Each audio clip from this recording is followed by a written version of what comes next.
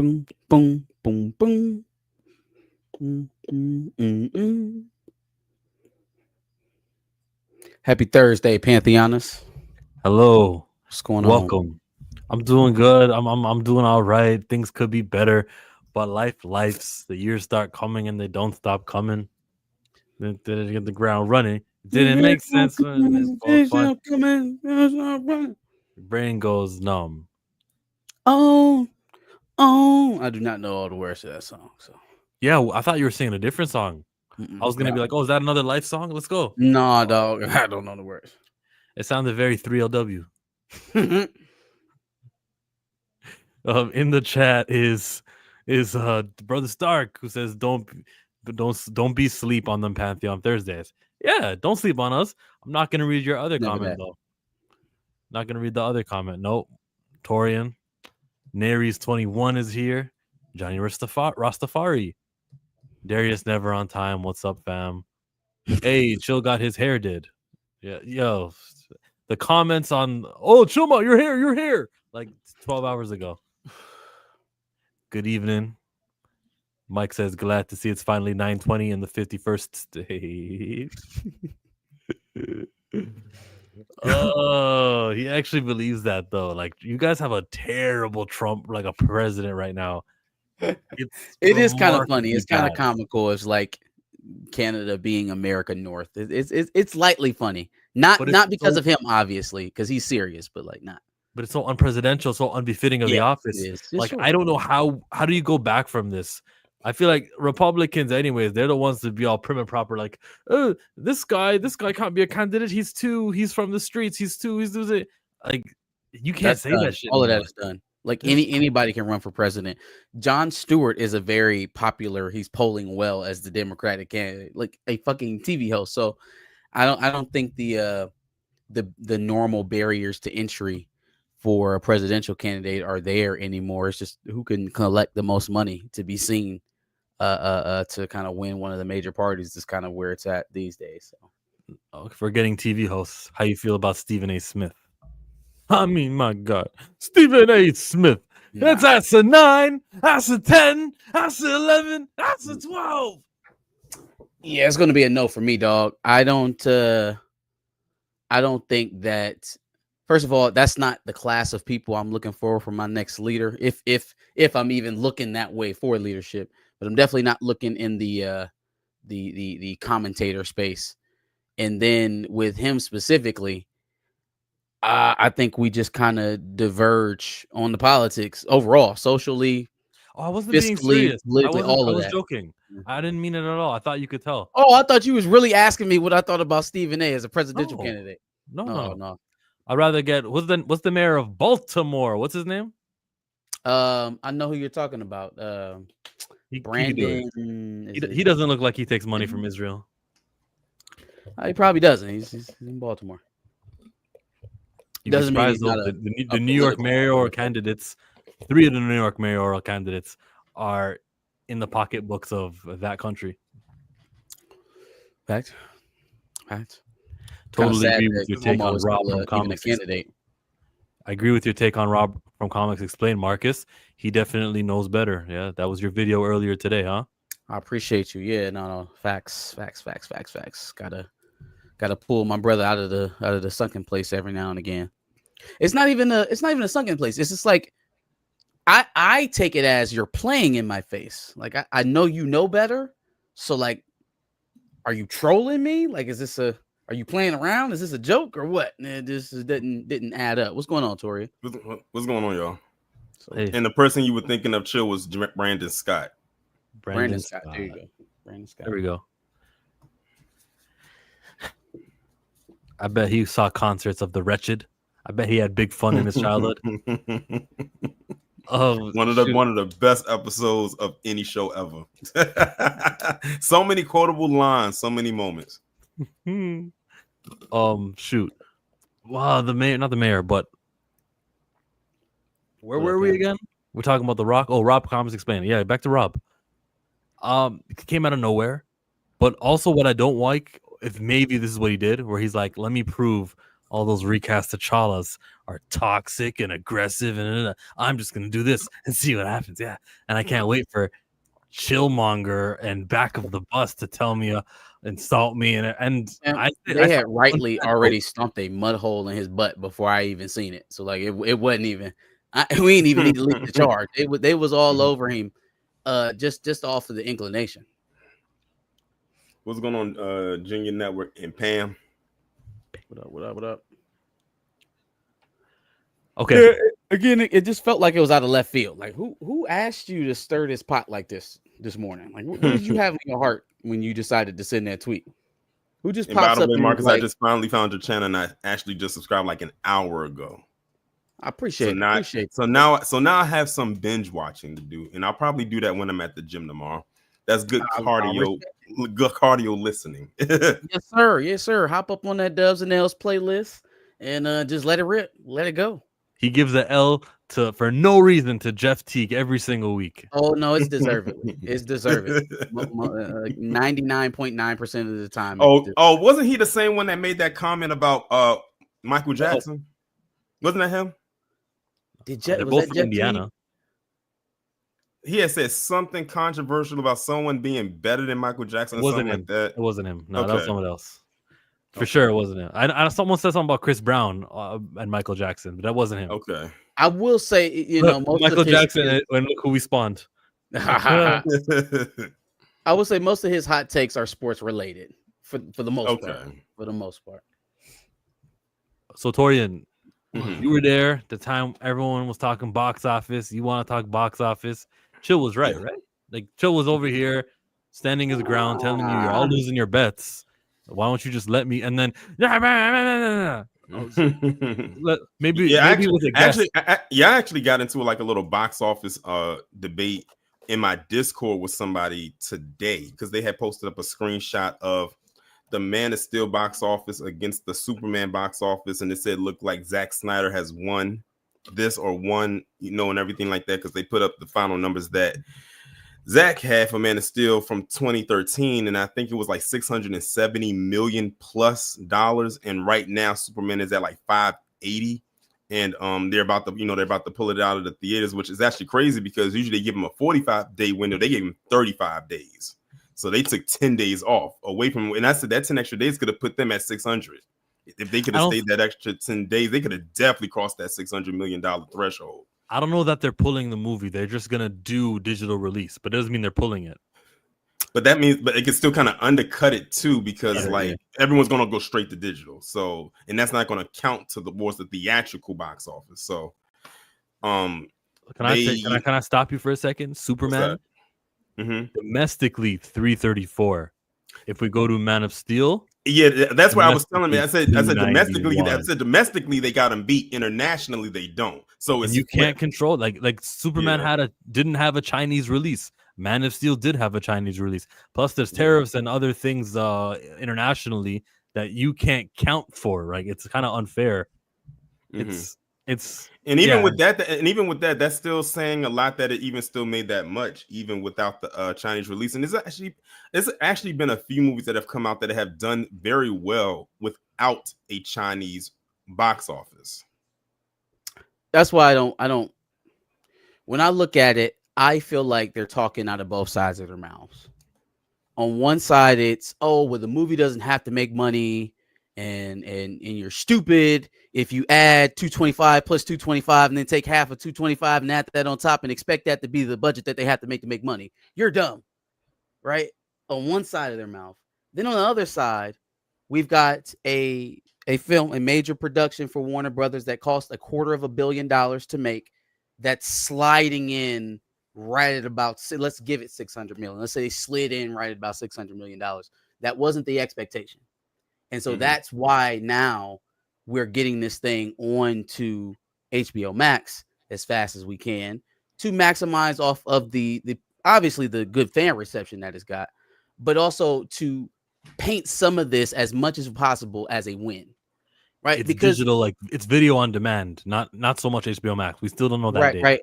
Again, the video on demand is the precursor to their streaming. It'll probably be earlier on Max digital. Right. Yeah. It's like Torian said, it's by by and large, the theatrical run is done when they're moving it on to digital. So if they're waving the flag at that point, that means it's no longer cost effective to keep renting auditoriums to show it when it's pulling in, less than $10 million a day. You know what I'm saying? So at that point, I feel like, again, we're talking on both sides of our mouths. Did it not have to make money? Because if it didn't make money, then let it stay there for 45 days. If money doesn't matter and we're all dumb for putting a target on the money based on the money you said you spent to make it, then let it stay in the theater. Let it complete its run. The fact that they're undercutting it tells me that they have ascertained as well as we have that it's probably about done. I don't think at this point the difference between 585 and 600 million is worth them continuing to rent auditoriums to put it in.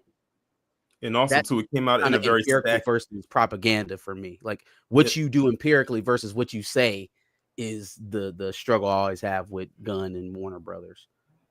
And it also came out in a very stacked month. You got Jurassic World, Superman, and Fantastic Four all coming out in the same month. And I said to myself, if each of those movies came out in their own individual month, they could have each made $1 billion. Well, or close to it. Well, Jurassic World probably could have because that was the one that came the closest. I mean, that one went over 700 million. Yeah, your boy told y'all that Jurassic Park was gonna win July. You know what I'm saying? I just wasn't so sure, and I didn't get it right about the Superman versus Fantastic Four. I don't think any of us saw Fantastic Four getting goddamn curb stomped in week 2, week 3. Well, other than Chillmonger, of course. A broke clock is right twice a day. You gotta give him a win when he gets a win. But now it's the highest grossing MCU movie of the year, which isn't saying much because like it is gonna look like it's definitely not going to hit that 500 million mark. You don't even think it's going to hit 5? I don't think it's going to hit 5. Where's it at now? It's at like 430 right now. Really? Oh, I didn't even. Well, Jurassic World is at over 800. I didn't even know that. I'm 100. I'm 100 million behind. Forgive me. I was at 441. Okay, 441 for Fantastic. Last time I saw it was 430, but I don't think you don't got another 60. They can do it. They got into the end of the month. I'll put it. Maybe the second or last week of August before they pull it. Every day it goes down minus 61% from last week, minus 58, minus 58, minus 61. So like I don't know if you put it in your calculator. If it continues at this rate, you could probably figure it out. But don't listen to me. What do I know about box offices? Sorry. This is your segment. Man. You can't. That's why you can't give him none, man. You gotta starve him of attention. Here you act like this. Darius, you ain't said a word since you popped down there in that box, man. What's up? No, I was having a conversation. What's going on? What's up? That shit, man. So I think based on what I'm seeing right now, so far, the highest grossing movie of the year is Lilo and Stitch. So far, it's the only $1 billion film of the year so far, too. Didn't Minecraft didn't hit it came close. I think it's like short of like 40 something million. They got like 950 something. So worldwide? they were worldwide. It made about 900 something million worldwide. Okay, how do I get to worldwide? I don't see it. I don't see the international. See, international. There we go. Oh, worldwide. Okay. Worldwide 2025. No, there was a Chinese movie. Remember that one? Who's checking animated? For that? Okay. Then Lilo, then Minecraft. Like movies that we saw. Don't let Perp Minded be in the chat. He gonna get all over you. I know he's probably seen whatever that movie is 4 times. And then F1 came out of nowhere because the rest of the world cares about F1. Yes, sir. Everyone was good. It was a good movie. Yeah, it was a good movie. 577. Good on them. Mission Impossible did poorly. They thought it would make more than just 595. What messed up with Mission Impossible was them releasing it the same weekend as Lilo and Stitch. I mean, that and the budget was way too high. The budget, yeah, you spent $400 million on a movie. How are you ever for that movie? How are you ever going to make like that? You're talking about. All right, we got to go $1.2 billion. We got to go $1.2 billion to try to go make the money here. That's lofty. And here I'm thinking the last Fast movie was expensive, which it was. That was budget for that last Fast movie was high, but this one I didn't think anything could eclipse that, and this did it. And Tom Cruise was like, "Listen, this is my last time playing this character. I don't care." Like now, me as a fan, just watching the end to the Mission Impossible series, I didn't give a shit about how much it cost. It was amazing. It was crazy. He pushes the limit on stunts, and I appreciate that as a viewer. So spend the money, spend it. I don't give a shit. I said if Tom Cruise wasn't an actor, he could have either been one of two things. He could have been a cross country runner or a stunt man. Cross country runner is crazy. He's seen with the because let's be real here. When it came to the Mission Impossible movies, that's what people was looking forward to him doing them runs. The fucking run, eat them. Like literally, I'm in the theater watching it, and they like up there. I literally heard people say they're up there. Tom Cruise go running again. Like I literally heard people saying that they go running again. I'm mad at Lilo and Stitch success because Ohana doesn't mean family at that movie. That's a terrible message. It didn't cost them. Listen, the kids don't care. They don't care.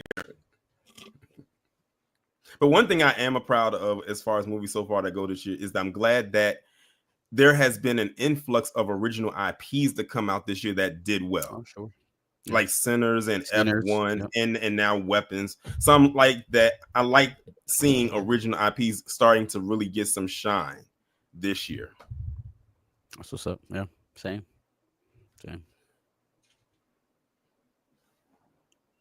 The Weapons film is getting a lot of good buzz. So much, in fact, that Gladys is getting a spinoff.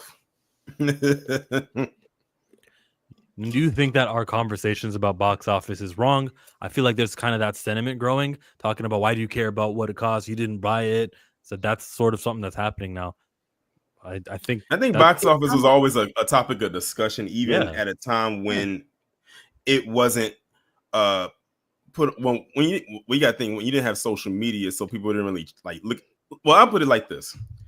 Back in the day, like when like the channel E, they used to always go over box office numbers every week. And I used to that was actually one of the few times I actually watched it to see what those numbers are. And sometimes what they'll have you watched E, it's okay. Was at the bottom of the bar and at the screen, and it would scroll. Oh, the weekend box office. Number 1 was this.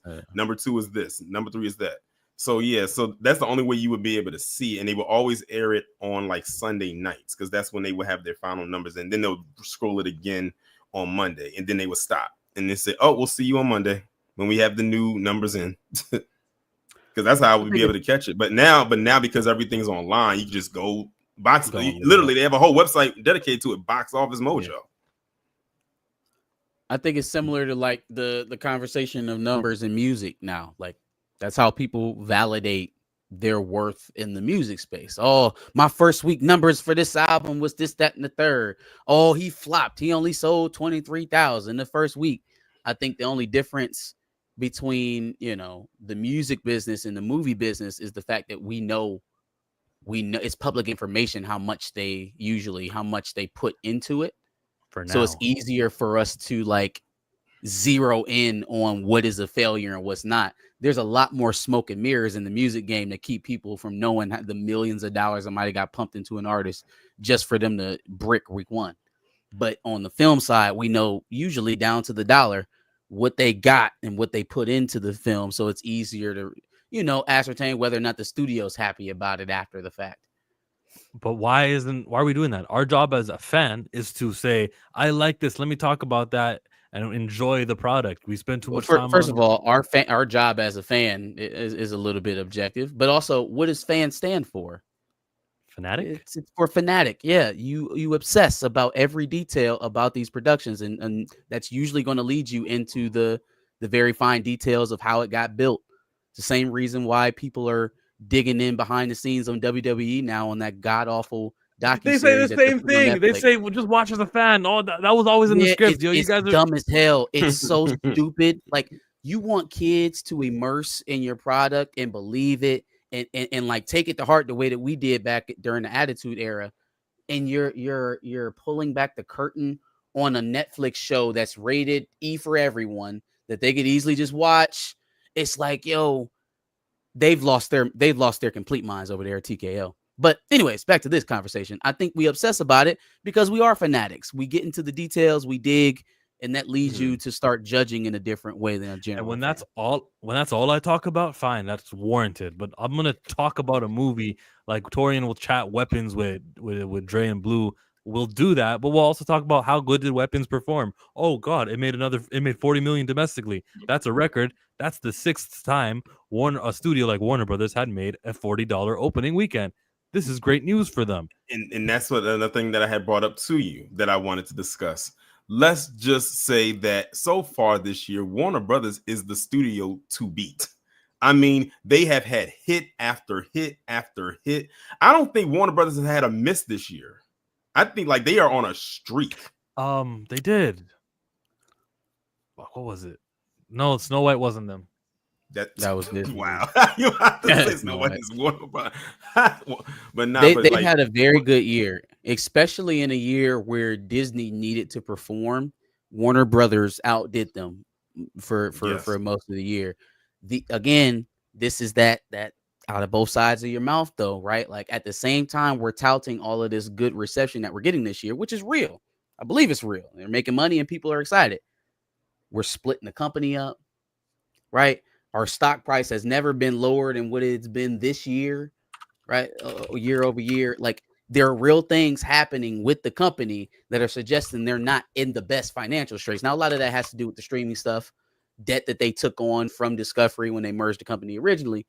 But like, I think if this year's box office performances were making that big of a difference, some of these things wouldn't be happening on the money side of things. Like they wouldn't be splitting the studio back up into their original forms before they even reformed, playing around with HBO Max 230 times. Max, HBO Max with a gray background, HBO Max with the blue background. You know what I'm saying? Like there's a lot still to be improved on. Now, this is the type of year you need to pull yourself out of that type of hole for sure. And I don't want to undercut that. They've had a very good year in terms of the blue blood studios in Hollywood. They've got to start actually from some of their big IPs. Superman, Batman. This conversation of, oh well, we don't need to make, that's just done. It's done. You can't keep putting up these type of productions and not getting to the bread. Now that's where these numbers conversations will really hit home, because if we're tight in the pocket, but all the fans love it, that sounds like a recipe for some disappointed fans, because Zaslav has already showed you he'll act some shit when the money doesn't make sense. Mortal Kombat 2. That's their next big movie, October. That is a very good example, because I feel like that's almost exactly where Superman is. It had positive fan reaction, didn't make a boatload of cash, or at least not as much as they wanted it to make, but we're almost definitely getting a sequel, right? So here we are with the sequel. I think it has just as much as hype as the first movie did when that one first premiered. Are we going to improve box office wise from the first? Do we grow the audience? Well, the first one came out when it was after the first year of the pandemic. Like it came out in 2021. Okay. Yeah. So I think that affected it as well.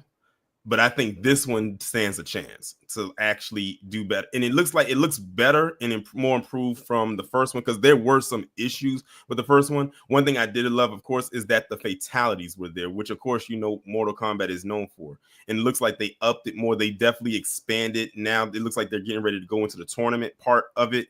The first one is the that's what I was waiting on. So that's what people are looking forward to, is the tournament part of Mortal Kombat. And like I said, they got more characters in there. Now, here's the interesting thing. October is a packed month, just like July was, because October has Tron Ares, Black Phone 2, and Mortal Kombat 2. Okay. So you have all franchises in that month, just like July was all franchises. And it says Michael also for some reason, but that's not. Well, they moved that to April. I don't know why that. I don't know why Black that's still Phone there. is a Blumhouse. I think so. Okay. Smashing They'll Machine. concede a little bit of the market. Oh just yeah, off of that I alone. forgot about that. That's the Rock's Yeah. movie. The Rock Smashing Machine. Smash Machine. Avatar: The Way of Water. Oh, that's the old one, actually, right? The Way of Water. That's the second Yeah, that's movie. the second one. Okay. Tron Ares, like you said, that should be a big one. Yeah, that might be a hit. Jared Leto has 9 sexual assault. They're going to need it. They're going to need it. This movie is called "If I Had Legs, I'd Kick You." If you got, and it's a white lead, of course. If you guys needed any more example about, bro, where are the roles? We don't have enough black representation. There's white people getting moves called "If I Had Legs, I'd Kick You." Don't tell me that there's not enough space or our studio doesn't have. You can't. Sorry, Aldous Hodge. Go do a TV show. You can't. Don't tell me that. Wow. Cool. That's all I had as far as like box office and Warner Brothers. Congratulations, Warner Brothers. Y'all doing Very your thing. good year. Yeah, very good year overall. See, the thing is, and I know I said I was done. See, that's why James Gunn and Zaslav was fine over there with Superman, and they like, oh, we can breathe a little bit because they saw what Minecraft did, especially. Then they saw what Sinners did. Then they saw what Final Destination did. Then Bloodlines. They was like, wait a minute, hold on. We may not even have to go for that $1 billion that we thought we was going to go for. We just need to break even, turn a profit, and we're going to be good. That's not a permanent solution. That's getting by. That's surviving. I mean, I know that's getting by. See, the thing is, they got by because with this year, but the thing is, going forward, it's not going to always be like that. Yeah, it's not going to work like that. So they lucked up with this. But see, the thing is, they were glad that it happened like this because this is the first in this new universe. Yeah, that. So they were glad with this. So they were Marvel. Yeah, that's already there. You know, they still got years in. So they were probably, whew, we can breathe a little bit. But next year, you're not going to have that same luck because you got Supergirl coming out next year. Look, man, Superman and Batman are part of the pantheon in DC. They're not lost leaders. If you can't prove to me that you can't make those brands work like in perpetuity, so that's we can go back. Those are supposed to be the brands you go to when you need a win, not Final Destination. Like that. I don't want to call it lucky. Because it was a good film, I enjoyed it, but that is not what's leading the charge now, or at least maybe I don't know. Maybe the movie market has changed so much that it could actually be the leader, and now the superhero content is the shit you just drivel out there. And you don't care how much you make about it. Well, so much. In fact, there's word that they want to do a Final Destination 7. Oh, I'm sure they're making another sequel. I don't know how the story's going. I don't know how the story's going to go, but I mean, I'll still go watch it because I'm a fan of the films. I think it was good. It warranted another follow-up. It was a good ending to Tony Todd's character. A very good, solid send-off to him. Not only his character, but even the actor himself. Yep. Just like you said, though, permanently going into next year and beyond. Yeah, this was a lightning in a bottle catch for Warner Brothers this year, especially when it came to Superman. Yeah. So like they lucked up, but see, like we said, that's not always going to happen. So next year we're going to see, okay, you got it this year, but can you keep it going? Can it be consistent? Squeeze the milk. Is that like Taste the Biscuit? I doubt it. Can you explain that for me? Because it feels like an inside joke, and I'm late. But like, what is the Taste the Biscuit? You, Dre, seem to say that a lot. And I know it's not something good. That's the song, the theme for his commercial theme songs. For them tap dancers. You've seen them. Chill, you've seen them. No, I've seen it. I know how he uses it, but I feel like I missed the first episode, and that's why I'm like lost with the plot. Why do we taste the biscuit? Because Tyrone Magnus. Why? They're tasting the biscuit. It's not us. They are with the honey sauce. Yeah. With the honey sauce. With the honey sauce and not the mac and cheese and the mac and cheese. And it's that box mac and cheese. Ugh, who wants that powdered cheese? Biscuits. Yeah, with that butter sauce. I've seen you put the biscuits behind on the background of one of your thumbnails for your video. Oh yes, you're in on it. Oh, I've been in on it before Dre even made that commercial. Okay, so what is the butter biscuiting? What's the reference to? That's just like whenever we talk about these lopsided individuals like that, that's what they are eating is them butter biscuits. Why is just it like that them flour is white? Popeyes, Like, I don't get it. KFC, all of them. Yo, It's is it making sense to anyone? Like, because it's not registering with me. It's a long Yes. story. It's a long story, chill.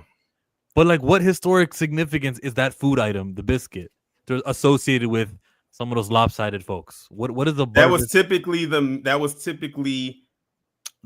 what they were fed if they performed. Okay, now I know. Thank you. Yes, that's All what they right. were given if they It's like performed. you give a dog a you treat. need a whole history lesson. I didn't know that. Tap dancers eat biscuits. Done. Funny. Ha ha. Good to know. Good to know. And typically it was more like a crumb rather, and sometimes they got the crumb rather than the whole biscuit. So that's why they tapped even more, because they had to eat. All right, so you know how like That butter sauce. there's stigmas with certain food, fried chicken, watermelon. I know watermelon. those origins. Even the corn.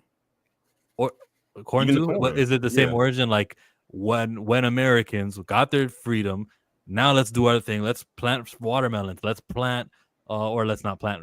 And it was chicken, always but a stereotype, and like you said, it was always a stereotype because it's like black people weren't the only ones to eat chicken or eat watermelon. And the thing is, I don't even like. Well, I'm gonna be honest, I don't even like watermelon. Never have. What are we in? What are we doing? What I'm asking questions to figure out things that I don't know about. Sure I have enough. no problem with being vulnerable, like David Cornsett was talking to James Gunn about. I actually want to learn about this stuff. So the stigmas when it comes to like, okay, now I don't want to be seen eating watermelon because the white man has made fun of me for this, even though it's a fruit that comes from Africa and it's led to liberation businesses. But it's like, oh, it's a watermelon, it's a stereotype. That should be for biscuits. That should be like, okay, let me not eat a biscuit because that's the treat for the rewarding tap dancers. Didn't you grow up on some of these terms? Why are you having to ask? I feel like we all grew up the same. If that didn't answer the question though. Look that honey sauce. I'm team watermelon. Someone said rather eat strawberries, LOL. But Tony, what happens when they say, here come those blacks eating those strawberries, and then it becomes a stigma? Does that make you go, okay, this is something I'm being ashamed of, even though it's something I like? You know, you get it? Like, how much control and power do you give the oppressor, the one who's trying to mock you? I still eat watermelon. All I would say is this, why are you eating mayo by the spoonful? Dukes, Of course you'd say that. Hellman's, Miracle Whip, and whoever eats Miracle Whip is a degenerate. Because what? First of all, Miracle Whip is a great base for sauces. Okay. Mayonnaise is on certain sandwiches. It's just a little too. It's very, very. It's full of caucasity. It's very, very plain. At least Miracle Whip got that little tangy hit to it. You know. Nah, you can have that. Miracle Whip is demonic. Yes, it is. But I'm glad we're all team watermelon today. That's absolutely right. Oh shit. Black people watermelon farmers for ages, but they were mocked for it. Look up the racist imagery that they had in the art back then. Don't question why we still have some feelings about it. Up until that last ending when you said don't question why we still have feelings about it. That's not what I did at all. I'm actually saying, like, why do you empower the one who's doing the mocking? Like, okay, sure. This was used. This is a plant from Africa. This has been used to create opportunities. You're gonna laugh and mock me? Go ahead. Hey, I'm not gonna killing this over the mayo. Mayo is Miracle a Whip is condiment of nasty sorrow. and fake. World War II ration. I think that's margarine. I heard that's about margarine also. Yeah. First of all, I defy any of you to tell me that mayo is better than Miracle Whip. Like, I'm really not a fan of neither. So So it's just always what mustard on the sandwiches. What we eating on the Italians? What's the spread on the hoagies? You know, you can put a little garlic in it, garlic mayo. You know, what I'm saying? I do have mayo on it, I don't have to have it lathered in there to the point where it's starting to drip out the side of the bread. Yeah, no, I don't gotta be that much. You know, That's- undercover brother just- when it's shaking off the sandwich. That's and just spread it in. I'm like, my goodness. Nah, you need a good little base at the top of the hoagie bun. You know what I'm saying? Put the rabbit food on top of that. Mountain full of meat. That's a good sandwich. No So what's the spread, next high topic? mustard. How did we get here? Yeah, no, I've been trying to tell us. I tried to stop us from falling down this rabbit hole, but we're here now. I'm glad to have learned during this rabbit hole. We're gonna go to the video I was talking to you about, talking about fucking the plot holes. The plot holes. All right. Let's do it. Plot threads in the MCU. Black Knight picks up the ebony blade, embracing his destiny as Black Knight in the Eternals, while Blade whispers in his ear. Is that a legitimate plot thread? And are we ever gonna have any resolution to that plot thread? I wouldn't Yeah, call it but a decided to bring hole because it's Blade in. still just open. It's still possible that we can get back to it. It's just at this point, it's been left to dry out a bit, you know. Harry Styles, Mr. One Direction himself, shows up as Star Fox, the brother of Thanos, to help some of our surviving Eternals. That plot Plot thread. hole. That's a That plot hole. never touching that one. Harry Styles, I just don't see it. I don't get it. You mean Nope. Thanos has a brother in the 616 and he's running around and nobody gives a shit. And but he got some eternal buddies too. That's a hole. That's a hole. Nope. But like you said, I don't think they're ever going back to Wizard. Next. A Celestial shows up at the Earth to take 3 of our Eternals and vows vengeance. Same thing. It happened in Eternals. Next. Sharon Carter is the power broker, is basically a bad guy now, and is part of a bigger government conspiracy. What? I completely wasn't forgot that. Why wasn't she in Brave New World? Secret Invasion. Like literally none of the stuff that happened in Winter Soldier transferred to that movie except for Isaiah Bradley, and I'm mad.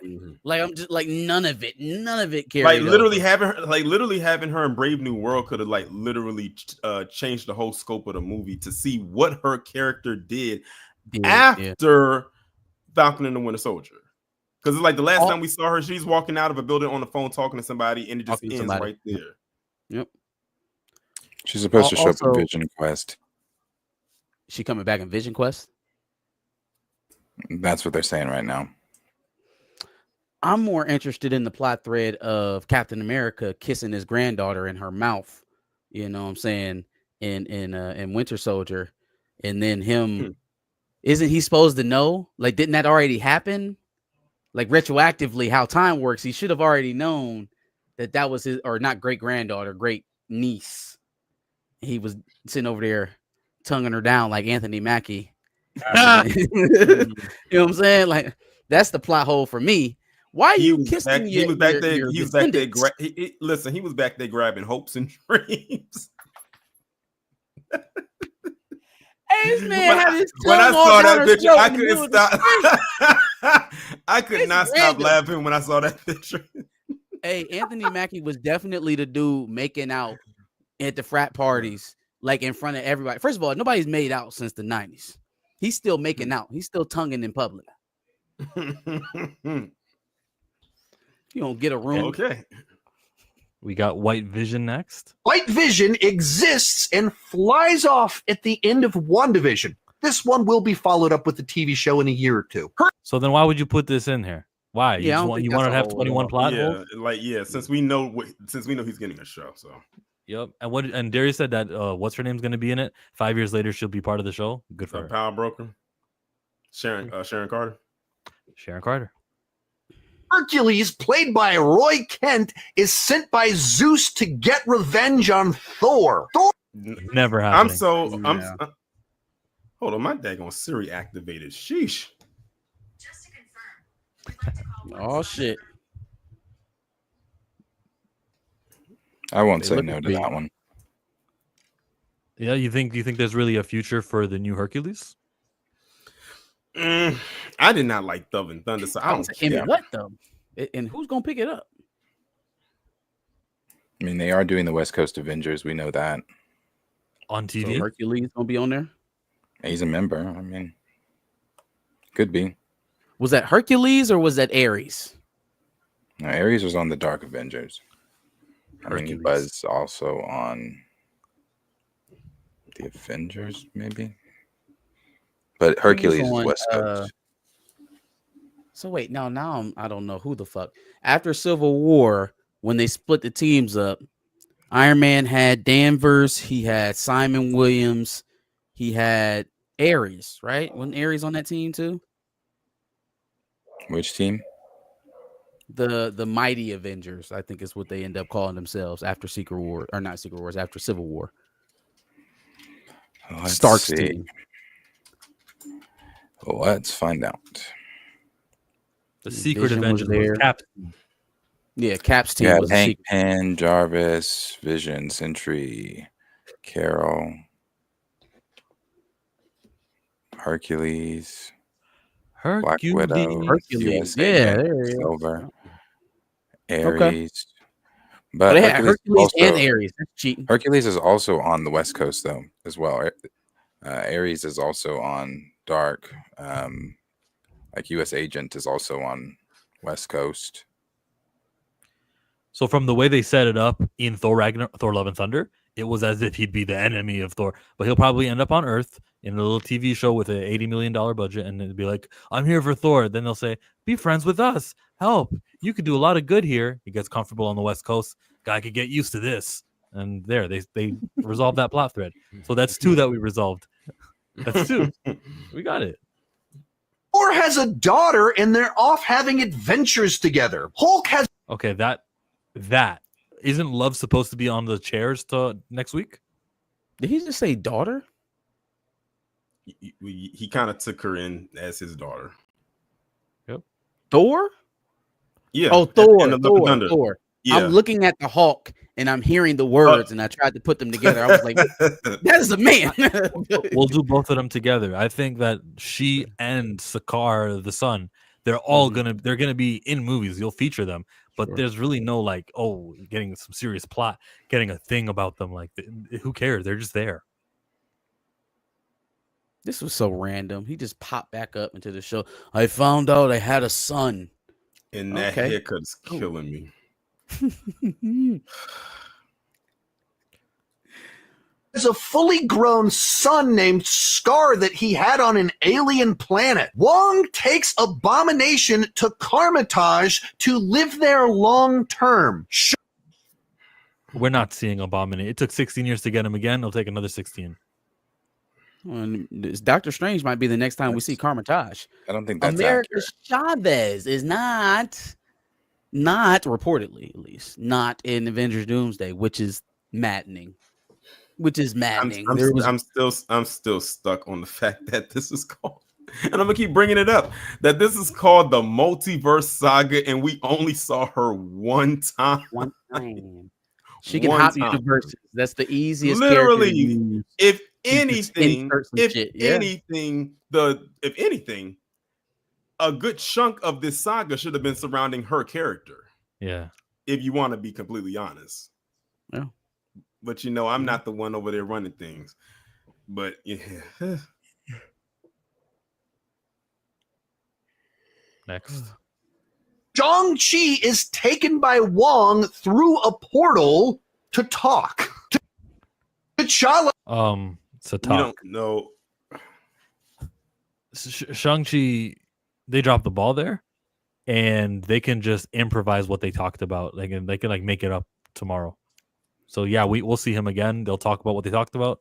I think that one actually might get resolved eventually. Like next time we see him. Oh yeah, me and Wong, we're good friends. We talked about this. We practiced the 10 rings. Right. Next one, T'Challa. has a son. This one doesn't actually bother me, but it does have big implications for Wakanda. A piece. I don't know. We've done live streams, so everyone, y'all know what we three think. How about you, Torian? T'Challa's gonna have a son. What do you think about that plot thread? I mean, we already established that he has a son. I mean, yeah. I guess we'll see what happens going forward. All I know is this: they better get it right. I'm gonna just leave it right there. Now, this next one Of the Venom symbiote from the Spider-Man-less Spider-Man villain universe was left at a bar in the sacred timeline. Yes. Yep. Okay. That's some bullshit right there.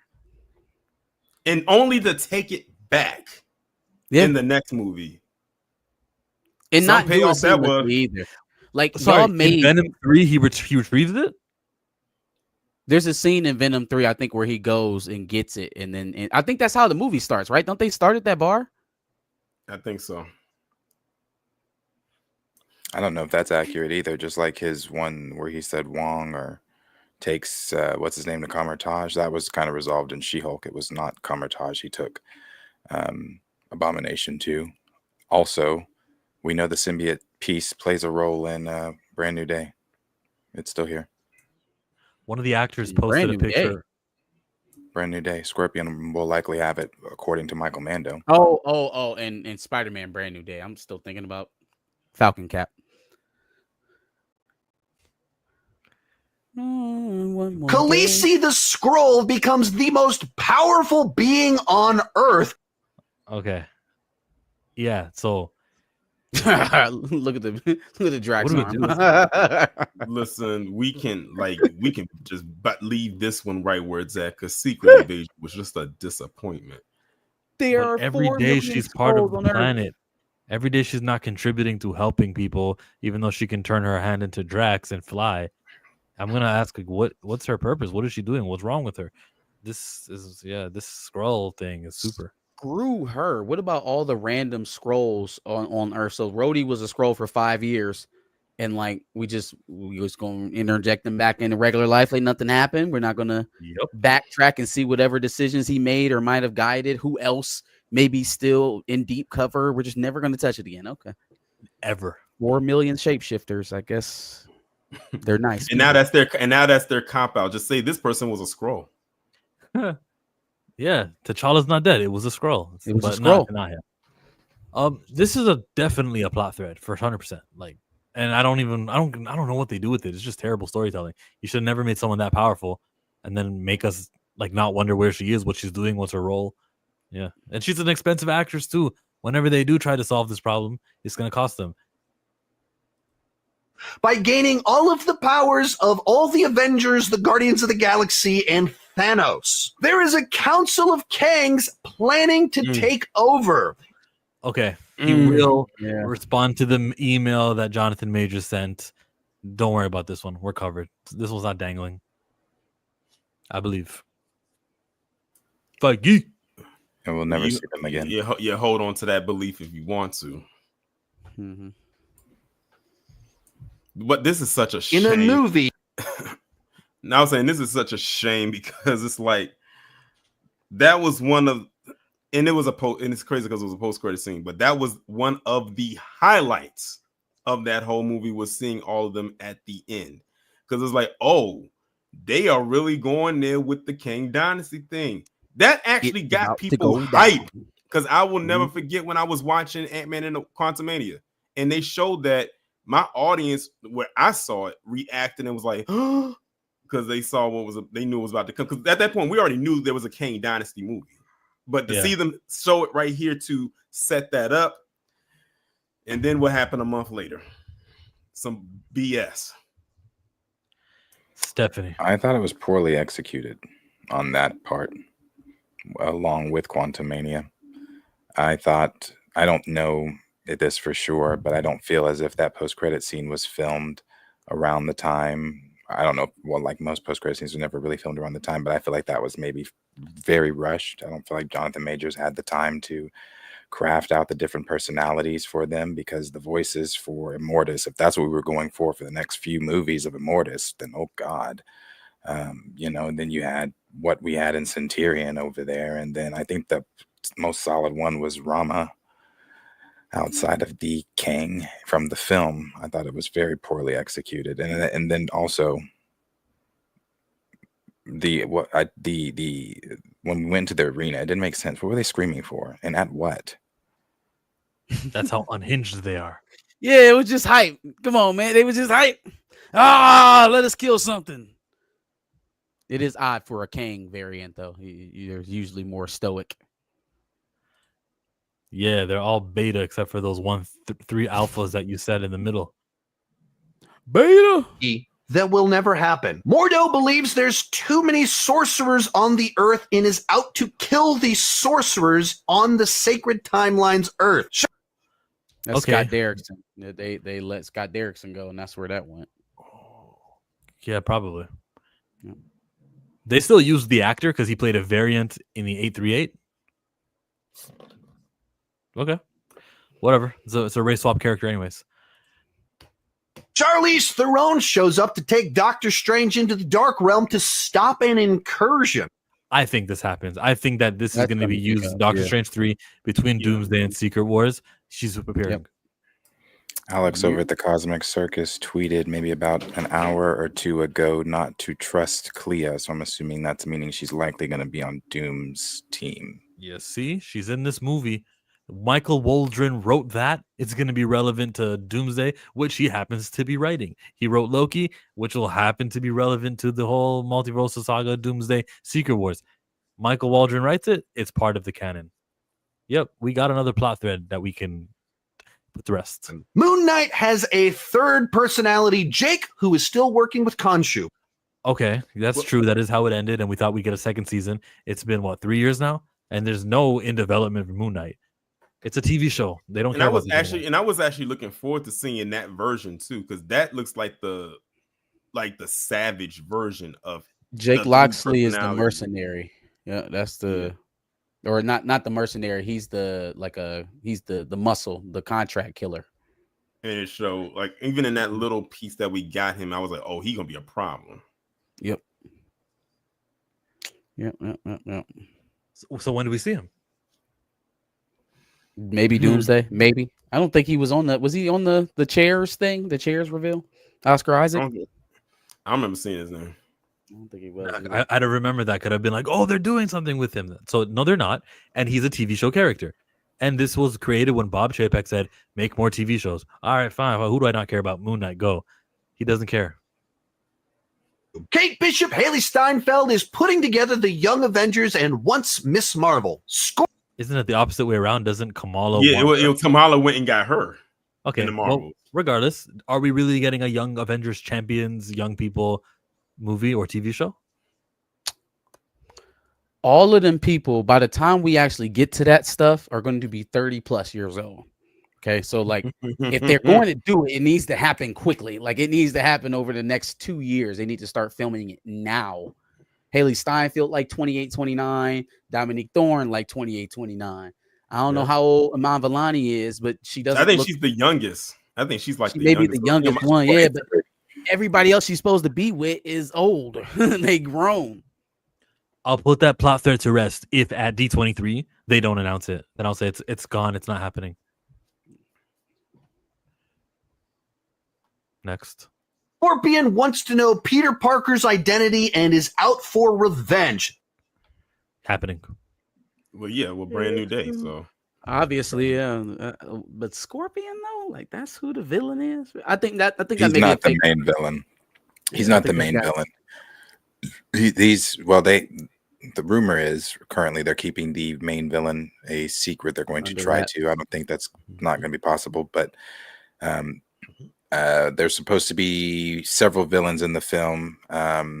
The bar, what's it called? The bar with no name, and that's all the villains for Spider-Man hang out in. Supposed to be in the film because it's supposed to be a montage of him taking down several comic book villains. So far, it's Tarantula, Absorbing Man, Tombstone, Scorpion.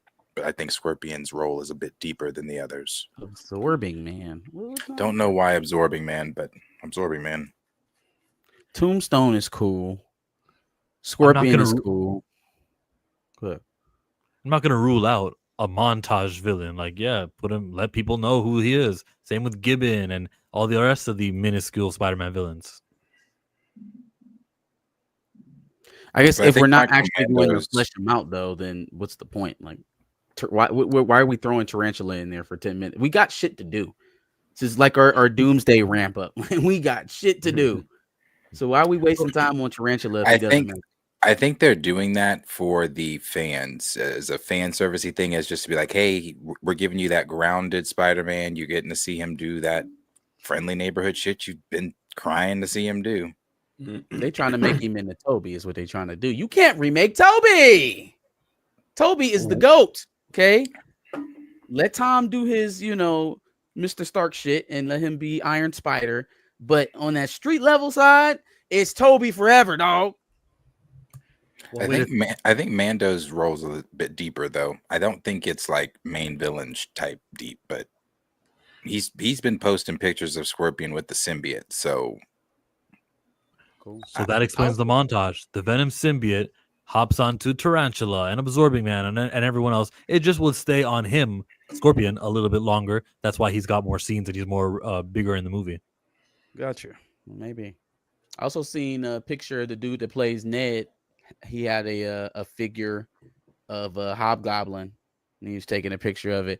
I swear to God, I had a theory like 5-6 years ago that they were going to basically make Ned Leeds this universe's Hobgoblin, and Giancarlo Esposito was going to be like his dad or something like that. It was back when they were still, or maybe not 5 years ago, whenever he was rumored to have a role. I was like, if they're, I kind of pitched a race swap here, but I was like, maybe if they pair him up with Ned, they could kind of like hodgepodge a Hobgoblin Green Goblin relationship thing. Like, oh, I got an uncle or some shit like that. I got a distant relative, and he's a tech genius. He ends up being Green Goblin. Finds out that Peter killed him, and then now he's Hobgoblin because of it. I would hate for Jacob Batalon to be Hobgoblin. Absolutely hate it. Next one. This one will actually finally be resolved next year in Brand New Day. Final two all lumped together. The Fantastic Four show up in Thunderbolts, and Doctor Doom shows up in Fantastic Four. These are, of course, teases for next year's Avengers Doomsday, and this is how you tease properly. You have a tease for something you're actually planning on doing in the near future and are actually creating. 21 days. So that one didn't go nowhere. That happened. That they're gonna use them for Avengers Doomsday. And they're gonna be and part of it's gonna be in your favorite universe, chill. What number was it? Jack 828. Kirby birthday? 828, yeah. And what's the one in Multiverse of Madness? The 838. 838. And then you got what's the other one? 199999 and 616. There's no 616. Nope. We don't recognize it. Not in the MCU, there's not. It's 1999, 828, 838, whatever universe the hasn't been numbered yet that the X-Men are in. 10,005. We don't know what universe Monica's in. That one? Isn't that the X-Men universe? It's a X-Men universe. It's not the X-Men universe that Hugh's from. The Monica We universe. could have been playing around with this stuff so much more. How have we not? Go ahead. We can call it the Monica Cinematic Universe, or the MCU for short, since things can have two names. That one. There was one more. I'm trying to remember. I don't remember what it was, though. I thought there was one more in the MCU but maybe not.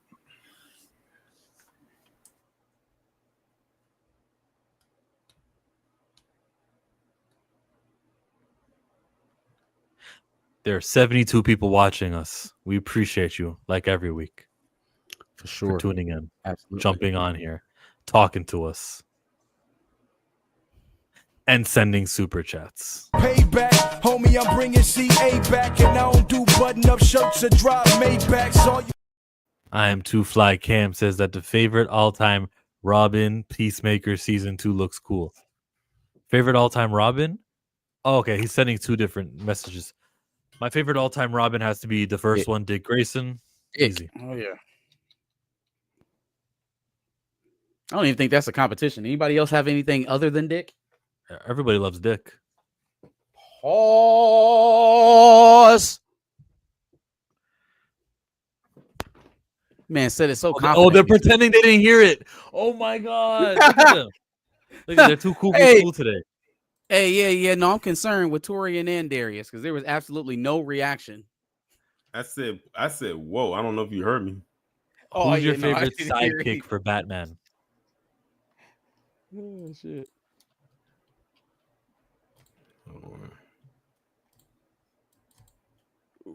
Are you guys all good? Like, I'm not hearing anything. Are you asking? So the super chat was favorite all-time Robin. What's your favorite all-time Robin? Oh, I Hello? said Dick Grayson. I'm partial to Jason Todd myself. Only because he became Nightwing. Well, not Jason Todd. But I said Dick Grayson. Jason Todd had one of the most interesting Robin stories, right? Like becoming the hood and all that stuff. I think the best Robin though is still Dick. Robin, Nightwing, stint as Batman is Dick. I saw that animated movie with Red Robin, and he's like, "You haven't lost a step, Bruce." And the Batman's like, "Wait, what did he say? Let me get the audio right. Let me make sure." And then a train comes by. How do I erase the train track? And then he heard, oh, that guy knows what my name is, and he cut his steel, and he's like, "Who the hell is this mystery under the hood?"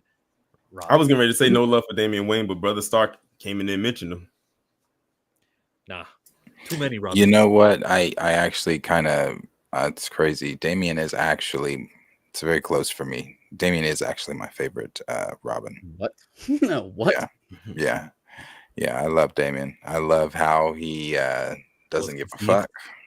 The Al Ghul bastard is your favorite Robin? I like Damian, especially in the animated DC movies they have him in. He's great. Damn. Leader of the Titans at one point. Your favorite Robin? I do like Damon. I like him a lot. You enjoy some Damian stories. That's not your favorite. That's your favorite Robin. I don't know, bro. It's close. Maybe I'm an asshole like him, and it's a. There's Tim Drake in there too. Yeah. Who's the girl? Who's the girl in? We don't nobody speak. You talking about the redhead? The redhead with the glasses. Man, y'all making me wish I could go back to my childhood and watch the Batman animated series as new episodes. Those were some great times. Now, if James Gunn wants to reboot the Batman animated series, like similar to how 97, oh, now come on. Now that's some shit I can get behind. That for sure. That's some shit I can get behind. If Bo DeMayo was the showrunner of that would be perfect. James gonna be like, I know what it feels like for them to cancel you. Come over here. That would be nuts. That would be dope. Yeah. I don't think he would be opposed to it as long as, of course, he has full control of what he's making, which I don't think James Gunn would be opposed to. However, we know that James Gunn likes to be front and center of a lot of these campaigns and marketing, as we saw with Superman. And as we're seeing with Peacemaker, there's no reason for him to be in the beginning of that opening for the promotion of the trailer. No reason. Why not just have John Cena out there promoting, saying, oh, fuck. Oh, we can say fuck because this is a red note. Oh, fuck. But James had to be there with him. Man loves the camera. James said, oh, part of the contract is for me to be on as much promo as possible. Ain't nobody come to see you, Cena. That's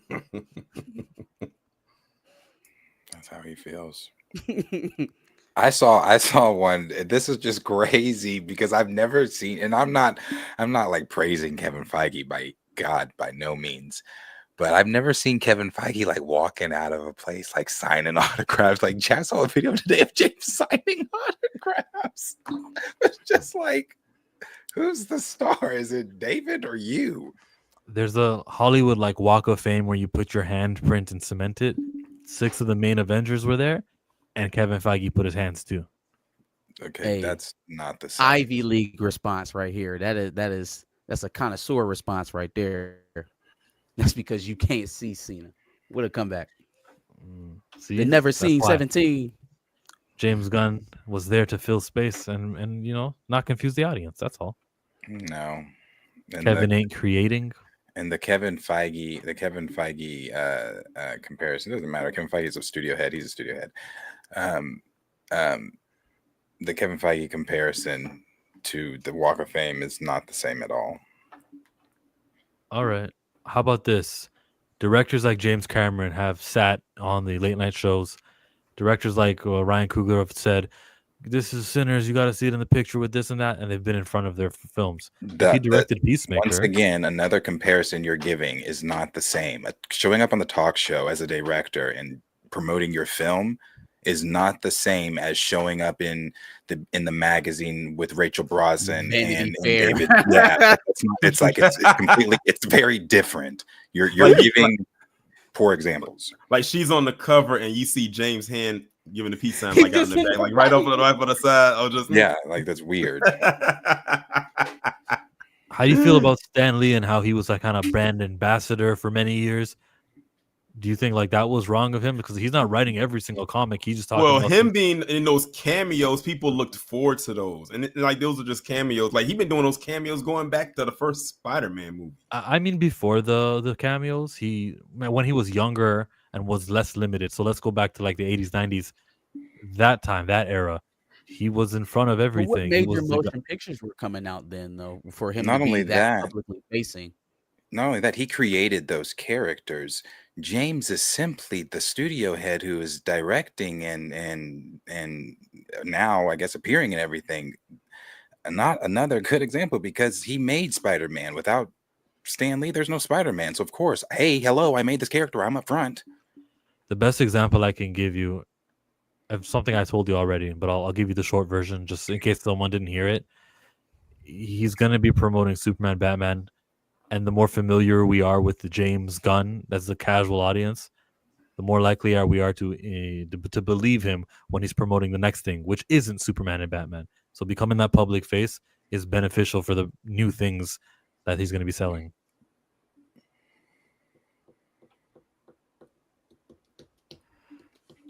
This is very random, but Black Scottish TikTok community is amazing. That is random. Scottish? That's probably a movie. He hosts the Peacemaker podcast too. Yeah, I know. It's just like, why? He hosts the Peacemaker podcast. My boy is overworked with social media. Why? He be making all these videos. Now he's running a podcast for one of his TV shows on top of being executive producer for the damn show itself. He is overexerted. He can't do a 10-episode podcast? But why? Like, why not? Okay, but it's my thing is like, sure, have the Peacemaker podcast, but I don't know, maybe don't have him hosting it. Yeah, like why is Cena not hosting? Just like remember after The Walking Dead, they had the Talking Dead and they had that guy hosted. He's not on the show, but he hosted it every episode up until its cancellation. So why not get maybe like a fan or something? Andy Cohen type of person. Andy is not on any of these damn reality shows, but he's the host of all the reality TV stuff. So are you worried, guys, that him taking so much time to do other things is keeping from product, like being bad? No. I'm not worried about anything. I'm just like, why are you? It's like, well, I guess because that is my question that I always followed up with. Why are you there? Shouldn't you be X, Y, and Z? So okay. I don't think he should be taking the duties of executive and lead creator. I feel like that's a little tyrannical, right? Like it's one thing to be making the final decisions and final cuts, but then those decisions and cuts should be coming towards the creative part of things. You're basically checks and balancing your own self. So that's why I feel like there's a conflict there. But if you're going to be doing that, if you're going to be the lead creative, and you're the executive, the last thing I want to see you doing is arguing with motherfuckers on Twitter. Like that's the last thing I want to see you doing. Because now naturally I'm asking myself, on top of being the executive here, on top of being the number one guy driving the creative tone of the studio, you got time to get into Twitter beefs. See, I got time to get into Twitter beefs, but I am not head of Warner Brothers Studios. So like one of these things is not like the other. I don't get that. So that yes, I am the one that thinks that it affects the quality of the work. Like, Okay, shook. I don't know. I mean, all the videos. I obviously we don't click on we can't click on every comment, but I do read them as they're going by. I don't understand, and I've never understood the James Gunn president or head studio comparisons to Kevin Feige's. And again, not defending Feige, but when has Feige ever done any of that? The stuff that you guys are saying, well, Kevin stopped connecting with fans. When is he ever? When has Kevin Feige ever done promo things besides the red, blue, purple, or whatever color the film may be carpet? Kevin Feige's never been that guy. He's never been the guy to come out and shake hands on the red carpet. He stands, he gets out there, says what he's got to say. He's gone. He's gone. He's never been that guy that's connecting and shaking hands and kissing babies. Point being what? I don't understand the James Gunn, Kevin Feige comparisons to him being the head and James Gunn being a head. I'm reading the comments. Yeah, because the only time you ever see Kevin Feige is like at the premieres or whenever they're doing like those promo videos for whatever project it is. Featurette. That's that's about it. It's never That's it. impromptu. He's not Like, he's not an impromptu interview. Yeah, person. we He has won't to have see a setup. we won't see Kevin Feige again until maybe D23. That's it. When they do the Marvel part, that's when they'll bring him out, and he's gonna go back again. And then after that, we won't see him again until they most likely will do a premiere for Wonder Man, and that's in December. And then after that, we won't see him again until Brand New Day. And then after that, we won't see him again until Doomsday. He's like, I'm gonna come in here to say my little piece. I'm gonna make my appearance here and there, and then I'm going back into hiding, and I'll see you at the next premiere. This is not the same. This is not the same. Him showing up to cons, him showing up to red carpets and panels and things. That's what he still does today. He's not showing up in Vanity Fair. He's not showing up in the commercials with the stars promoting. He didn't show up in the commercial with the Fantastic Four and promote Fantastic Four. He's not showing up in any of these other things and doing something. He's not arguing with fans and telling them go argue from your mom's basement. He's not doing those things. That's what I'm talking about. That is what I'm talking about. I don't have an issue with him being up front and center. I do. I guess I wouldn't have an issue if I wouldn't have been exhausted with James online so much, Twittering so much, arguing with fans back and forth, debunking and then lying, and then saying that Grace is a liar and all this type of going for YouTubers. Maybe the lies are doing all that. Exhausting. The lies, maybe exhausting. Yeah. So the comparisons to Feige again are what? Kevin talks less, so he has less lies. And again, I don't even know if he got less lies, Feige. but you are right. He talks less, so we're not able to jump on him as much as we are. He's not as accessible. Think that through. You're not the sure thing Kevin Feige has less lies than James Gunn? I'm saying because he's not as accessible as James Gunn, we can't put a true number. We can go right down that man's Twitter feed right now and be like, that was a lie. That was a lie. That was a lie. That was a lie. Yeah. That doesn't exist for Kevin Feige. Not like that. Yeah. Hard to count. And like Jabari just said, normies don't know who Kevin Feige is. Ah, brother, They don't. Okay, that's what it sounds like you're doing. That's why I asked you, what's the point? It sounds like you're measuring the Kevin Feige standard is the standard. It is to be followed and matched. And I'm saying no. Okay, hold on though. Let's be real. We can be mad at Feige all we want, but is he not considered one of the greatest producers of all time?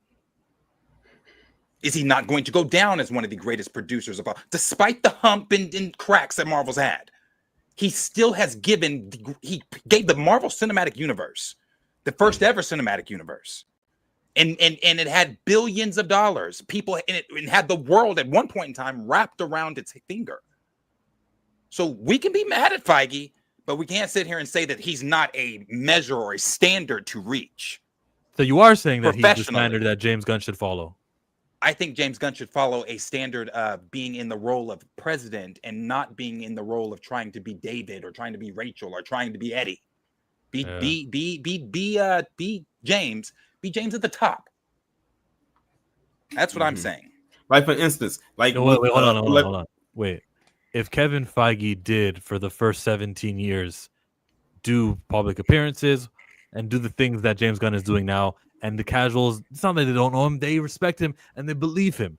How much more easier is it now for him to show up and say, I got this new movie Thunderbolts, and he's doing the jokey joke with the actor, and people go, well, I may not know all these Thunderbolt actors, but I remember Kevin Feige for Iron Man 1, 2, 3. I remember Kevin Feige. How much more money does Thunderbolts make now?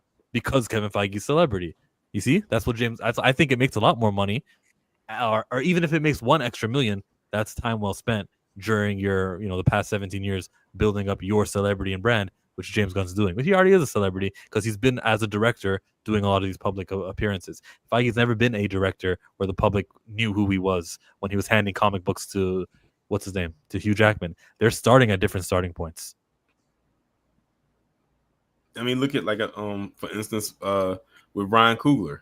He didn't do as nearly as much press in the past, even for Black Panther, as he did for Sinners. I think this is the most vocal I've seen Ryan Coogler be as far as press run. Like you saw him quite often. And I think it's because this was his IP. This was his thing. So it's almost like it was he had to be there out of obligation because it was his, rather than him wanting to be there. And it worked because I actually like seeing him be more active, because he was another one that you kind of saw in the background and he just let his stars have their shine. So I was glad to see him out there in the forefront, and I don't think the people minded it either. Sinners was marketed greatly by Coogler. Oh, definitely. And the word of mouth for everywhere. it was great as well. I mean, clearly. And it was. But see, the difference is I watched Hot Ones. Haley Steinfeld and Michael B. did that. Ryan didn't creep up with a chair and be like, "Oh, let me join. Let me get in the thing. Yeah. Let me get in there." James would have been there. James would have been like, let me bite some here. Like if they were in a magazine shoot and the point was clearly to play up the chemistry between Michael B and Haley, or Michael B and what's the actor's name? Hunter B-15, right? And then here go Ryan sneaking his head in the middle. You know what I'm saying? Putting on his best sexy face. You know what I'm saying? Like that's what the whole Rachel Brosnahan, David Corn Sweat, James Gunn trio photo shoot felt like. It felt like they both showed up to do a photo shoot, and then as they were sitting down getting ready, they seen James walk in. It was like, "Oh, hey James, how you doing?" He's like, "Oh yeah, what's up, David? What's up, Rachel?" And then he sits down, and they both shocked, and they have no idea what the fuck's going on, and then they just start shooting. That's how I imagine that entire thing happening. Like he just showed up and just sat down while the pictures were going. Another super. Yeah. I go where I want, good. Play if you want, let's do it. I'm a young CEO, sure. Yeah. I'd say That was a fun fucking group. I'd say peaches are the most delicious. Chicken wings, watermelons, butter biscuits. It's My the man, fact. on the way back to the butter biscuit conversation. And say, "Hey man, hey, don't forget peaches." It's the fact. It's the fact that one, their name is Best Eater. Two, they said peaches while putting the peach, which we know what that means for in the emoji world, with the picture of the tongue sticking out, and then having a picture with Anthony Mackie. It's a lot going on with that. Hey yo, Best Eater, you are a valued member of this society.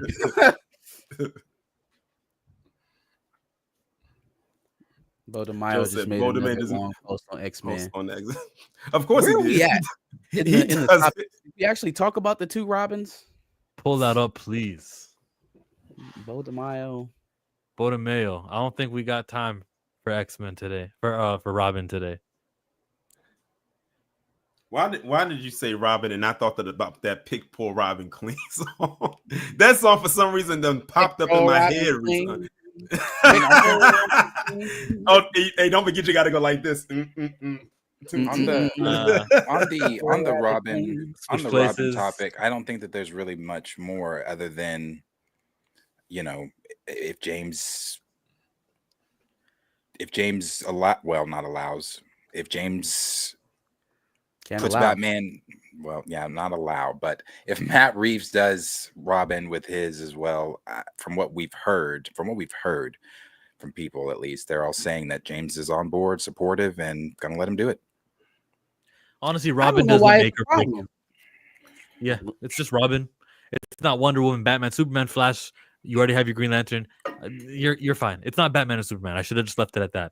It's Robin. Go do what you got to do. We can do DCU with or without Robin.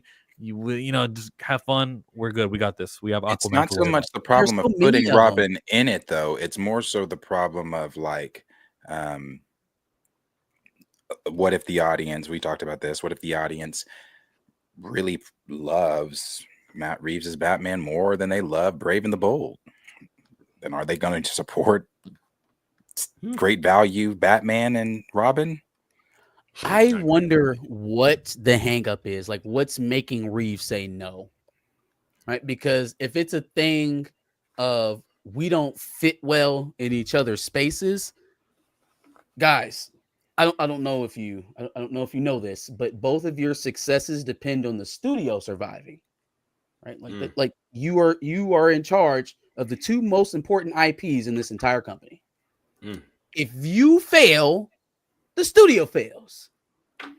Which and you means have you are no longer stewarding those IPs. So how about we come to a conclusion that works for both of us, that keeps me making Batman movies, keeps you head of DC Studios as the president, and we all make a buttload of money. Because it sounds like the best way to go about this is we meet in the middle on tone.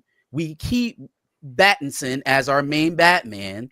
You keep doing your thing with Corn Sweat over there on Superman, and then when it's time to meet up, we have a union of some sort. But like this thing of, oh well, I can't do campy, and oh well, I can't do dark tone and seriously grounded. You better start doing something.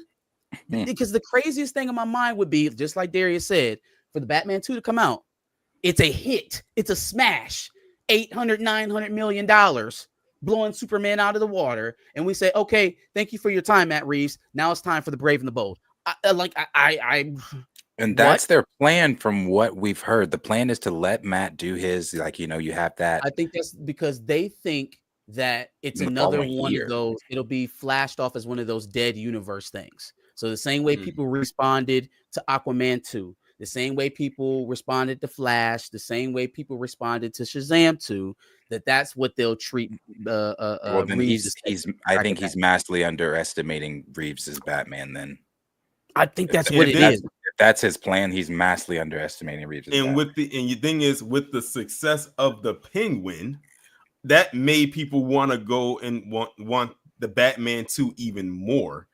Even if it was just to see his character, to see what's going to happen with his character. And then with how you ended the Penguin, you saw the bat signal go up in the sky, which thankfully they did not put Batman in anywhere as a character in the show. I'm glad they didn't do that. But you saw the bat signal go up. So, the indicator's there. So I think that's, with that, people want to see. I think people probably see even Clayface, right? Like Brave and the Bold. Why are you bringing in Clayface if we're not doing more Reeves Batman stuff? Because he loved the script so much that he just had to adapt it in the DCU. So we just gonna keep adding to the Reeves verse in hopes that people won't care when you move on to do your own thing. Like what level of hubris is that? What level of cocky is that? I need some of that. Clayface, he moved over. Clayface is Brave and the Bold universe. I hear you. But it's a horror film, right? Mm-hmm. And so I don't think people are going to draw a distinction, especially since you haven't introduced your Batman yet. Yeah. I see what you're saying. The only Batman we got on the table right now is Pattinson. And after watching Batman 1, Batman 2, and the Penguin, and then watching Clayface, you think that they're going to be clamoring for Brave and the Bold? If all of those are successful, you think they're going to be, oh man, I can't wait for James Gunn to totally retcon Batman at this time. And see, that's why I said when we talked about Clayface, like you have, like I think maybe, and I know other people think differently. Is Batman there? And I don't mean like, like Gordon at the end of the film saying, I know a guy that could help. And the bat signal goes up. Like, not that. Like, is he like showing up like Gordon? What's going on? Like, what's the I don't know. I mean, this is obviously Clayface's origin. It's Clayface's origin story. So I guarantee you the most is going to be probably a nod to Batman's around. And he's aware of Clayface's existence. It'll only hold up for so long. He'll have to make a decision. And I for one, think that he's walking headface into a conundrum. Whatever the hang up is to making Reeves if it's a position thing, if it's hey, I want to be in control. Hey, you will be the patron saint of Batman. Whatever the man needs to feel comfortable. Whatever Ryan Coogler got over Black Panther that makes him the person that they have to check with when anything happens in Wakanda. Maybe we can work that deal out with Matt Reeves and Gotham. But there's got to be a middle ground here, right? I don't think he came into this with the idea that all right, I'm only going to make 2 movies and I'll never do anything else Batman related again. Again, he seems to have a lot of story to tell around this character. Why not keep doing it in a way that serves the rest of the studio?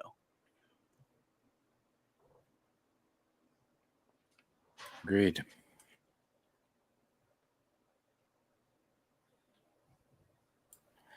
That was Robin.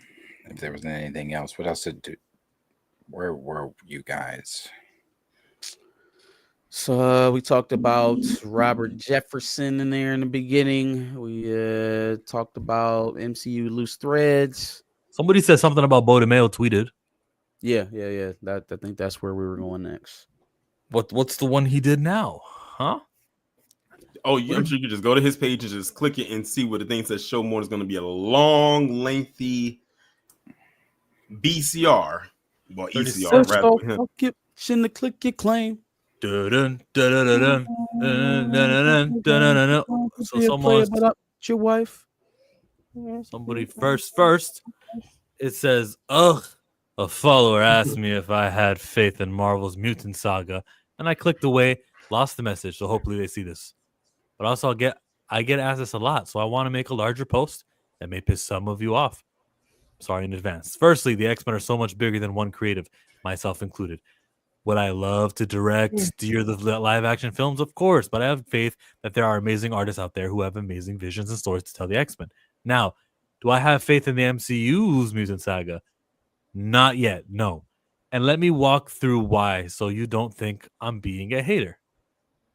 X-Men requires planning, deep planning, to pull them off and make them resonate. You also have to be very mindful. He can end his paragraph right there. He can end it right there. You also have to be very mindful of how you're laying out their story and the way in which audiences will experience the story. You also need to suppress your ego to make it your own and focus on meeting. Pot meet kettle. Pot meet kettle. Say that again? You said pot meet the kettle? Yes. The pot calling the kettle black, meaning you ever heard that saying, the pot's calling the kettle black, about like being hypocritical? Yeah. So Bo DeMeo has a history of making something his own? Well, I'm saying the first season of X-Men 97 was full of self-inserts. It was full of self-inserts all up through there. So I hear him and I agree. You need to check your ego when you're writing these characters so that everybody's being served in the way these characters need to be served. I just feel like that was a point we could criticize him on personally. Just a little tiddy, you know what I'm saying? Everything else still applies. I mean, it's a point he got criticized on personally on Twitter. I mean, people went at him for that. It was full of self-inserts. The sunspot thing, the ultra highlight of queerness all up through all of the characters. Like he was inserting his life and his viewpoint. It was even a character I guess you could say a background character in the Remember It episode that was him. That was created in his likeness. Right. Yeah. It was in the when they got attacked, the night they got attacked. Yeah. He was in that. And I'm not even great episode, by the way. I'm not even trying to be funny when I say this, but also the Magneto scene of him in the underwear spread out. Oh He- yeah, Self-insert. that's Literal an self-insert. actual picture he took of himself. So yeah, he definitely did. Which means make it your own on focus on meeting the mutants on their terms, which means deeply respecting their canon and the emotional investment that fans have in that canon. With this in mind, this is the start of Marvel's Mutant Saga. How long is this going to be? That's pretty long.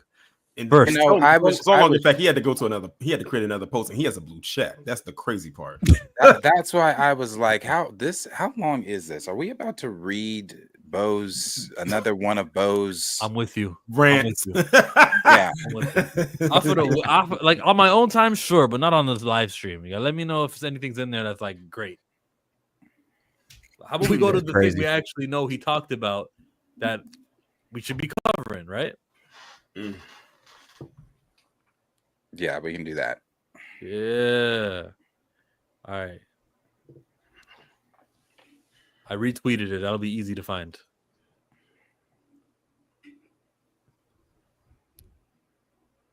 Oh, we gotta go talk to Paw Kugler about Black Panther. Everybody check in with Paw Kugler. Papa Cool is about to become a pop himself. I don't understand it. I don't know who else has had this level of control over an IP. Like, no, y'all can't move forward with an overarching theme of the cinematic universe without speaking to me. Who else got that? Can I, before we do, can I interject? And the only reason I'm interjecting is because there's new evidence, or new pieces at least, that have been presented to me that I want to put on the table of conversation before Woohoo! we go to this. Let's hear it. Uh-oh. Nothing Scoopy. There's nothing like that. I wasn't told anything. Look at y'all. Yeah, that's exactly what I was like. Oh, wait, come on. that stood. So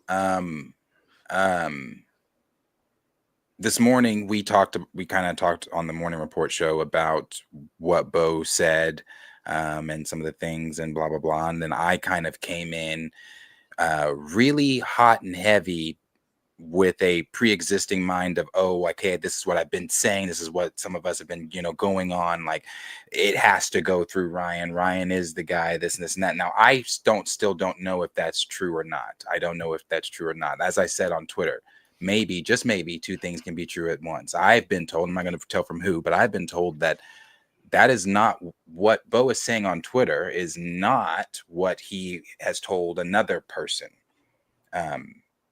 in regards to what could and could not be done with T'Challa in the MCU, or in that cartoon rather, or whatever. I was also told that I also want to highlight this part, because remember I mentioned earlier during the morning stream, Bo's the one that said last year continuity, or humanity over continuity. So if that was your feeling last year, and again, I don't know anything for sure. He says so many things. He talks a lot on Twitter as well. I'm just putting pieces together. He said that last year. We also know that he is a big Chadwick fan. We know that because he named his cat Chadwick. Yeah, he did. So I think when he said that last year, humanity over continuity, he was maybe not so much, he was disgruntled with Marvel, but maybe not so much disgruntled to where he can be like, let me rile up a group I also know is disgruntled with Marvel to try to get them to also go at Marvel even harder. I don't know. I'm just putting that out there. That's just because why say that then, humanity over continuity, if that's not your feelings as of the 12th of August this year? Because the 12th of August this year, now you're saying, okay, well, I ran it by Kugler and it got vetoed, this and this and that. So a little bit of bail for both of those things to be true at the same time. Maybe him saying that humanity over canon is the same thing as I checked with Kugler. Kugler said no, so I let him stay on that decision, being that he was mourning and the rest of the people involved were mourning, and I ran with his decision. Humanity over continuity. Like maybe that's what he meant. But even still, there is enough deviation in there to call it a question, right? Like, okay, Are we shifting this blame towards Kugler now because you maybe took a little bit of smoke for this whole putting T'Chaka in place of T'Challa, and now we're trying to shift some of the blame where you thought maybe you'd be safe from it initially? Like maybe with all this other stuff going on this season, I didn't think people were going to pick that out. So now I can kind of lay that at Ryan Coogler's feet. Or was that really what it was? I think there's enough room in there for both of those things to be true, though. Right. I agree. And then the last thing, again, nothing scoopy, but I never know who's watching unless they comment. You never know who is watching. My source watched this morning's stream. Yes. And, I go back and forth with my source all the time when we do talk. It's never like a, especially with something I don't agree with, because he knows I don't think that they're recasting T'Challa. That's just my thing. And then he has told me sometimes, I don't even want to tell you, Scoops, because you don't even believe that they're recasting T'Challa. Why is he trying to manipulate you like that? Nah, stand your ground. And things like that. But did come to me and say that, and I'll tell you some of the things I was saying in the conversation. He said that Bill's not telling the truth, not being truthful in what he's saying, and things like that. And then I asked, I said, do you have any evidence to counter Bo's claims? Because you're telling me he's lying. I need you to give me evidence that claims this person. Bro, you're not Hollywood Reporter. You're not the ones who go, oh, okay, got it. Good to know. I'm gonna go shit on this black man. That's not you. Right. So then he was like, he says, well, did blah blah blah, did Bo present evidence? And I'm like, yeah, but he works with studio, all this kind of stuff. So then we had another conversation. We're kind of going back and forth for a minute, blah blah blah. But also told me, I want to tell you, but what I have is so close to the chest that it would get my guys over at Marvel in trouble. So do with that what you want. Shoot or dribble. Shoot or dribble. Ain't nobody make you reach out to me. You know what? Let me not. I ain't gonna edge your source like that. It's all good. I'm gonna just tell you the shit or get off the pot, buddy. Okay. You know what I'm saying? We either got this relationship or we don't. So, but don't let him burn his bridges. I don't want to burn your bridges either. I'm just talking. You could be watching right now. Don't mind me. Right. Don't mind me. So yeah, yeah, so do with that what you want. That's all I got, was just that, what I have is so close to the chest it could get my guys over Marvel in trouble. And that Bo DeMeo was being dishonest. Oh yes, that Bo DeMeo was being dishonest. So look, there was in that whole, Spider-Man got caught shooting wherever the hell he was at. I think there was somebody talking about or had pictures of a tank with a Panther symbol on the side of the tank. I don't know how that necessarily plays into the things that we've heard about Spider-Man so far, but maybe, I feel like if there's going to be an introduction of a Black Panther going into this cycle, it's not going to be obvious where. If we're getting what we want and we're getting a variant T'Challa, it's not going to be obvious where, because we've exhausted all the options so far, right? Like all the black IPs are already done. He ain't showing up in Wonder Man. Eyes of Wakanda's done. We just don't have the roadmap. So wherever he comes in is going to be unconventional. Could it be Spider-Man? Could it be Doomsday? I don't think you would wait. I wouldn't wait all the way until Secret Wars. That would, by that point, it's kind of like a throwaway. But I don't know. Wherever it comes, it's not going to be. We're not going to be able to call it. We're not going to be able to call the shot if it's coming at all. Next, you're gonna say that Liefeld's dishonest. Who do we say was dishonest? Rob Liefeld. You're going to believe what you want to believe. I disagree. Of course you do, Tony Randall. I guess they were fighting each other. I don't know. I just wanted to click on it and you know what I mean? You guys are here. Let me click on it. So yeah, it'll be interesting. It'll be interesting. several points have been made that are good points from several different people with YouTube channels, people without YouTube channels. Points of, just several points have been made. Several good points from a lot of different people have been made. It's just really just going to, I think, have to be answered in Doomsday and things like that, and our Doomsday Secret Wars. I still am of the mindset that I don't believe whatever happens with Black Panther and Doomsday Secret Wars has to then have an effect on Black Panther 3. I still don't believe that. It is going to be a film that takes place in a soft rebooted, whatever universe. So I don't believe that. But unless they that destroy about the rest of the franchises. Do you think that about Fantastic Four? Do you think that about Thor, or the next time we see the Hulk or Spider-Man? You think they're going to be unaffected by Doomsday too? Doomsday and Secret Wars? Because I mean that has to be what you're saying. Now, if we go through this whole thing and the only thing that we don't pick up on and carry through Secret Wars is the variant T'Challa, why are we still here, my people? No, why I mean, are we still here? I mean, not so much that the story's not going to be picked up on. I believe, obviously, we're going to have a story in Wakanda. I just believe it's going to be the story we left on in Wakanda forever, not with him as a little kid, because we obviously don't know how much time it's going to be. So we're going to be permanently in the past in the Black Panther. We're always going to be like perpetually behind. I think he'll be older.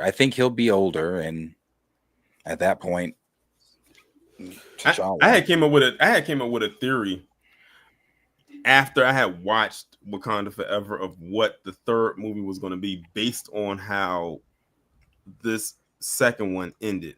I said, because remember in the movie you had Val talking to Ross, and this was after Ramonda was killed, and she had found out that he was working with them, and he had brought it to her about vibranium, and he said she already knew about it, and he already knew that with the type of person who she is and how greedy she is, that she would want some of that.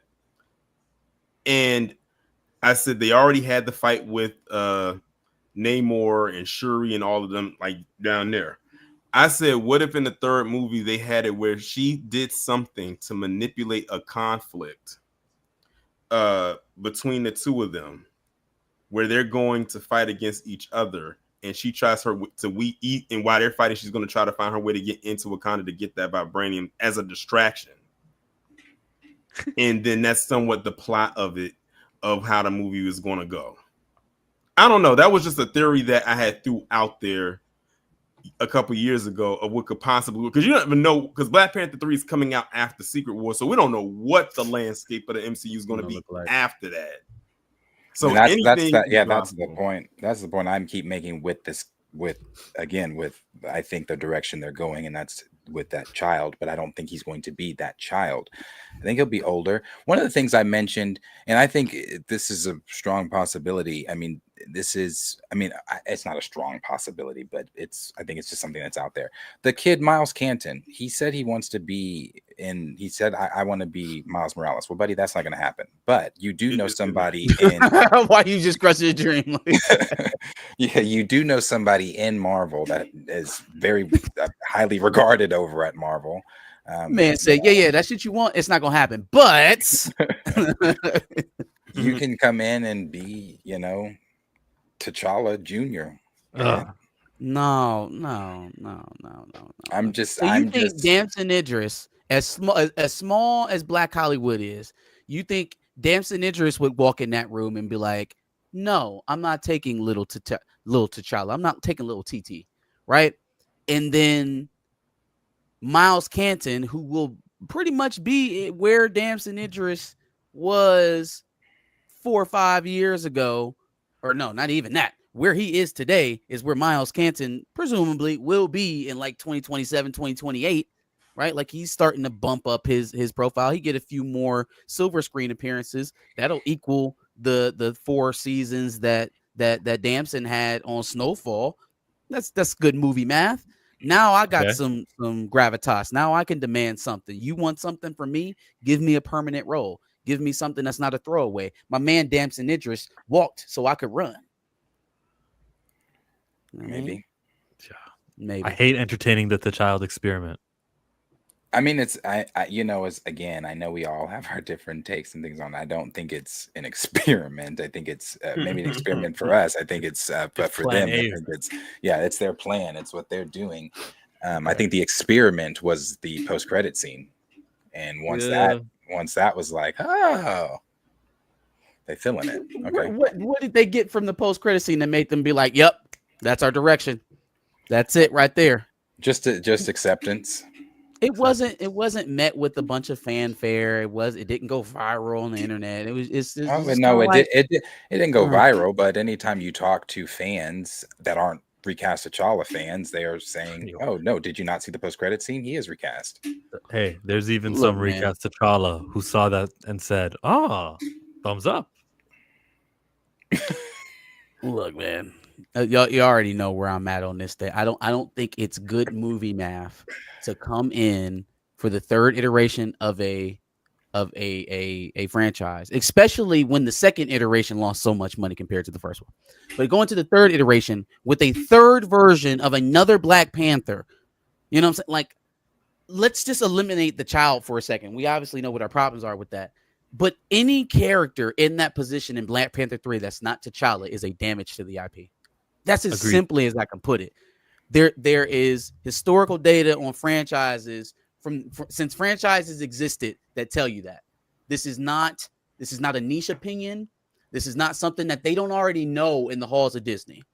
So if they walk into this situation knowing full on well that putting this shit out here again without the character that everybody expects to be in that seat for the second time in a row will lose you even more money, and they do it anyways, then just watch the house burn.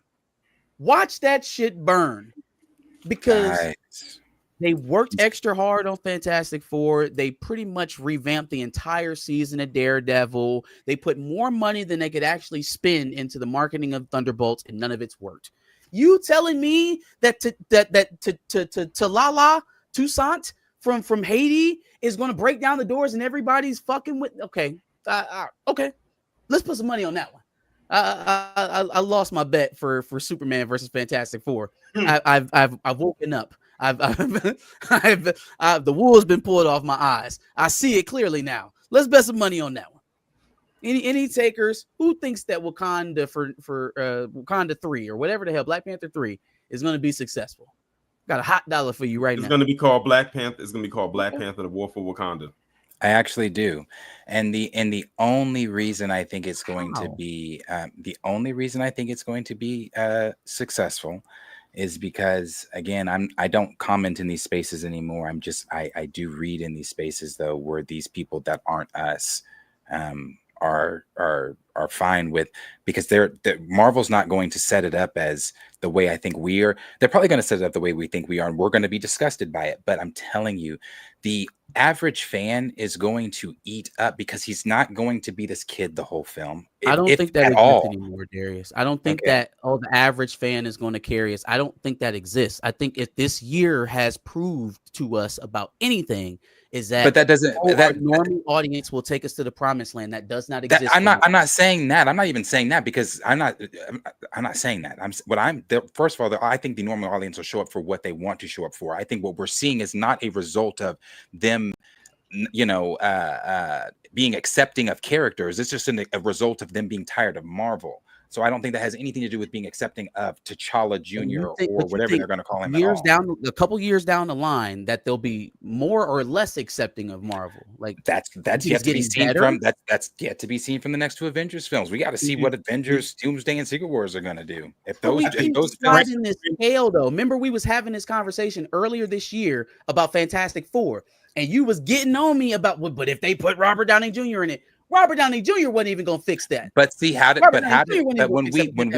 we got even closer to it, when the post-credit scene leaked, and because nobody wanted to know what the post-credit scene was, nobody likes leaks before, and I knew what it was way before, and I said it on here. I didn't say what it was, but I said I won't say what it is, but if that is truly the post-credit scene and they do that, That's not going to move the needle.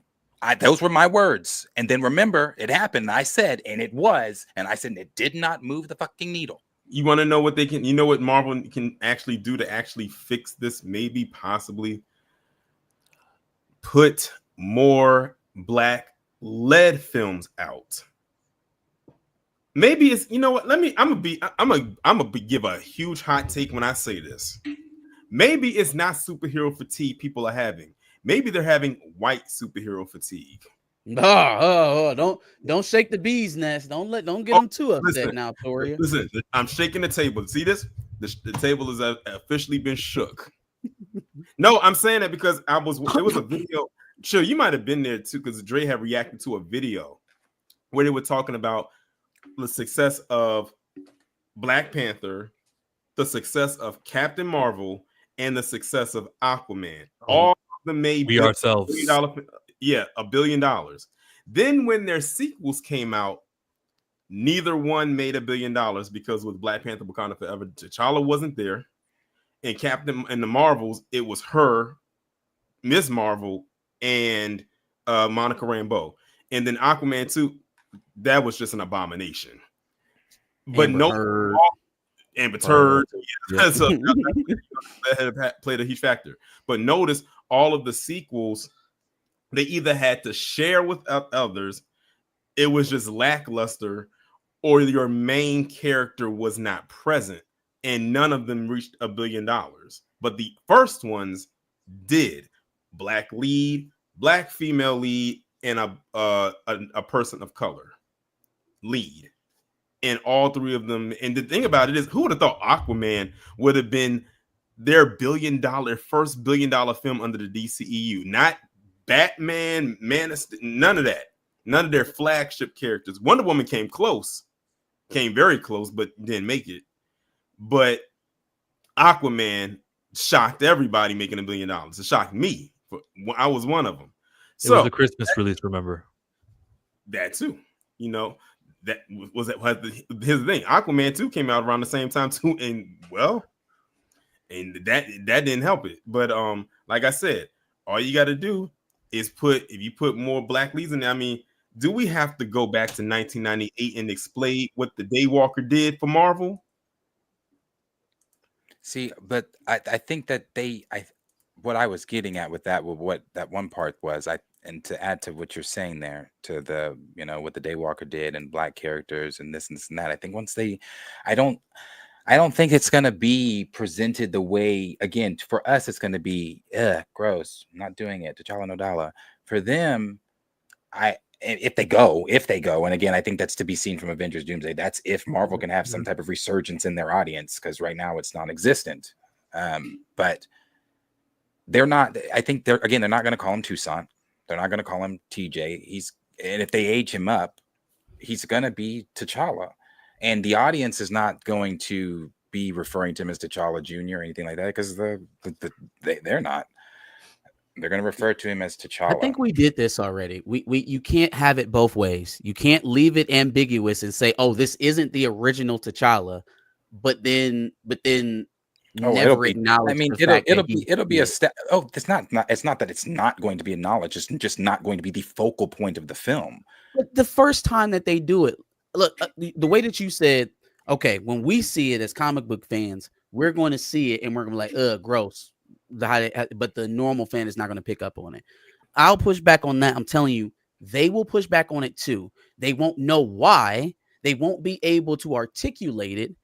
But the signal that you are sending to the crowd by acknowledging that this is another different version is that it is lesser. When they go to Superman, or excuse me, when they go to hero IPs, superhero IPs, they see the same titular characters over and over and over again. That is how American media has built up these archetypes.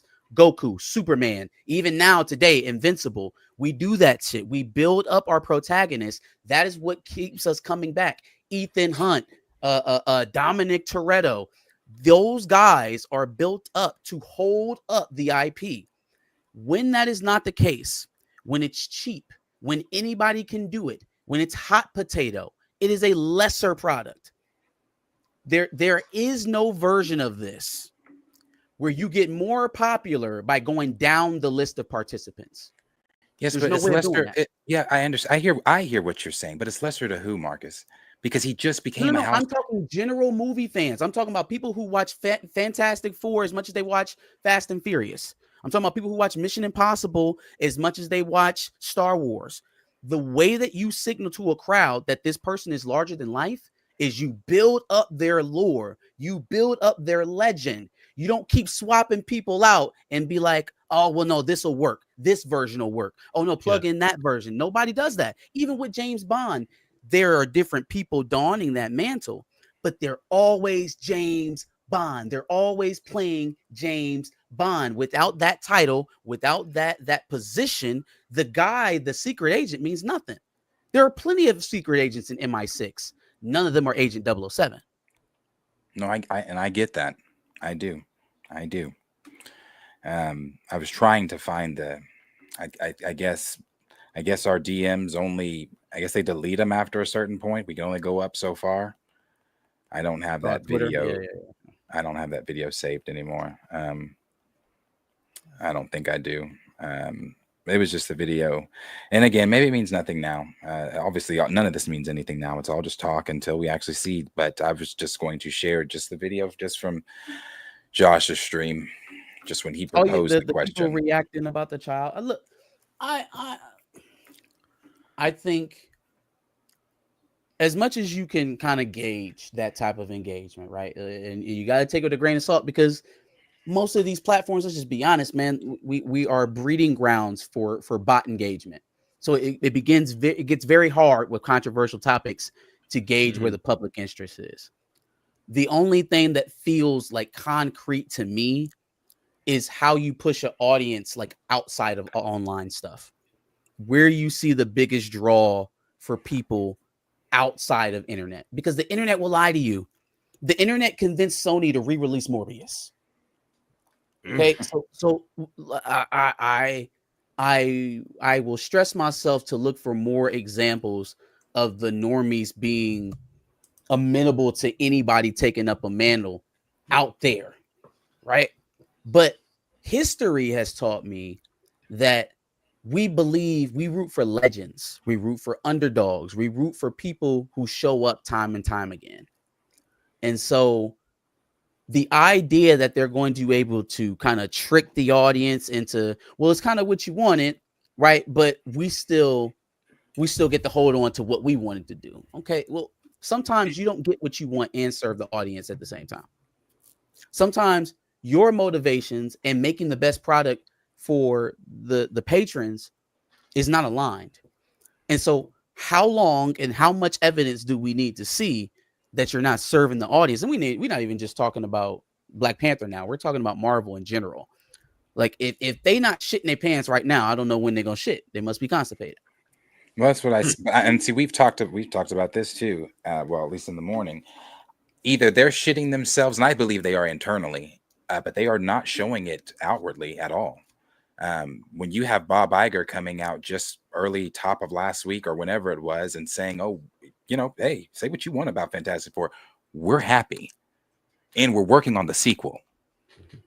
And we're confident that when people see these characters in the next two Avengers films, it's going to skyrocket the box office for Fantastic Four 2. So hold our beer. That's Marvel. That's now maybe not internally. I don't know. I'm not there. But outwardly, that's not the attitude that they're showing the world. They are how we're all talking on our podcast. Marvel cracks and Fantastic Four did this and it did there. Hey, brother, we're working on the motherfucking sequel. We're not, the numbers didn't phase us. And again, maybe that's internal. We're the fire and they're just like, oh shit, it's we're shitting ourselves.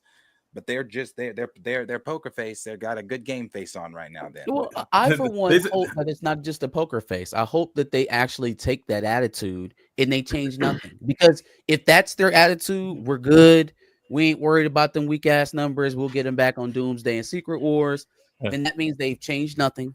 That means they're going to go about the next two films the same way that they would have 10 years ago, and it's going to fail. Here's the thing: when you have, and I know I use Josh as an example all the time, but he's one of the biggest Marvel shills on Twitter and YouTube. When you have You say shill? shill, because Josh will flip flop. Just yesterday, it was we need to have a serious conversation. Just 2 hours ago on Twitter was we're back. So He will when give you the most doom and gloom kind of rundown of where Marvel is, and then wrap it all up with, now I think they can still come back. Like, no, I think they can still turn it around. He just finds a way to put a positive spin on it. So yesterday he was talking about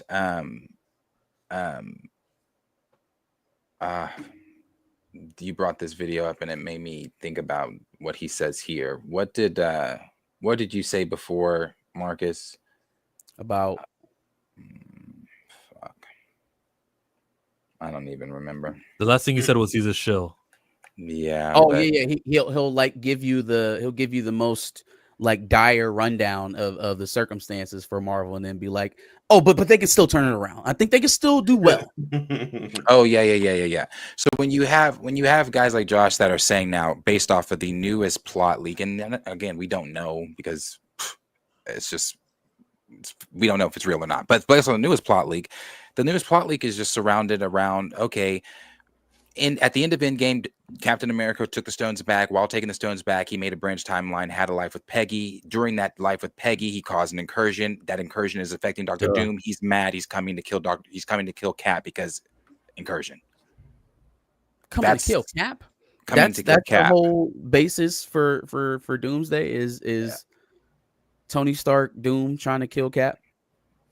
For as it stands right now, so they just said fuck Phase 5, fuck Phase 6. We're doing a direct sequel to Endgame. Like, can we doing...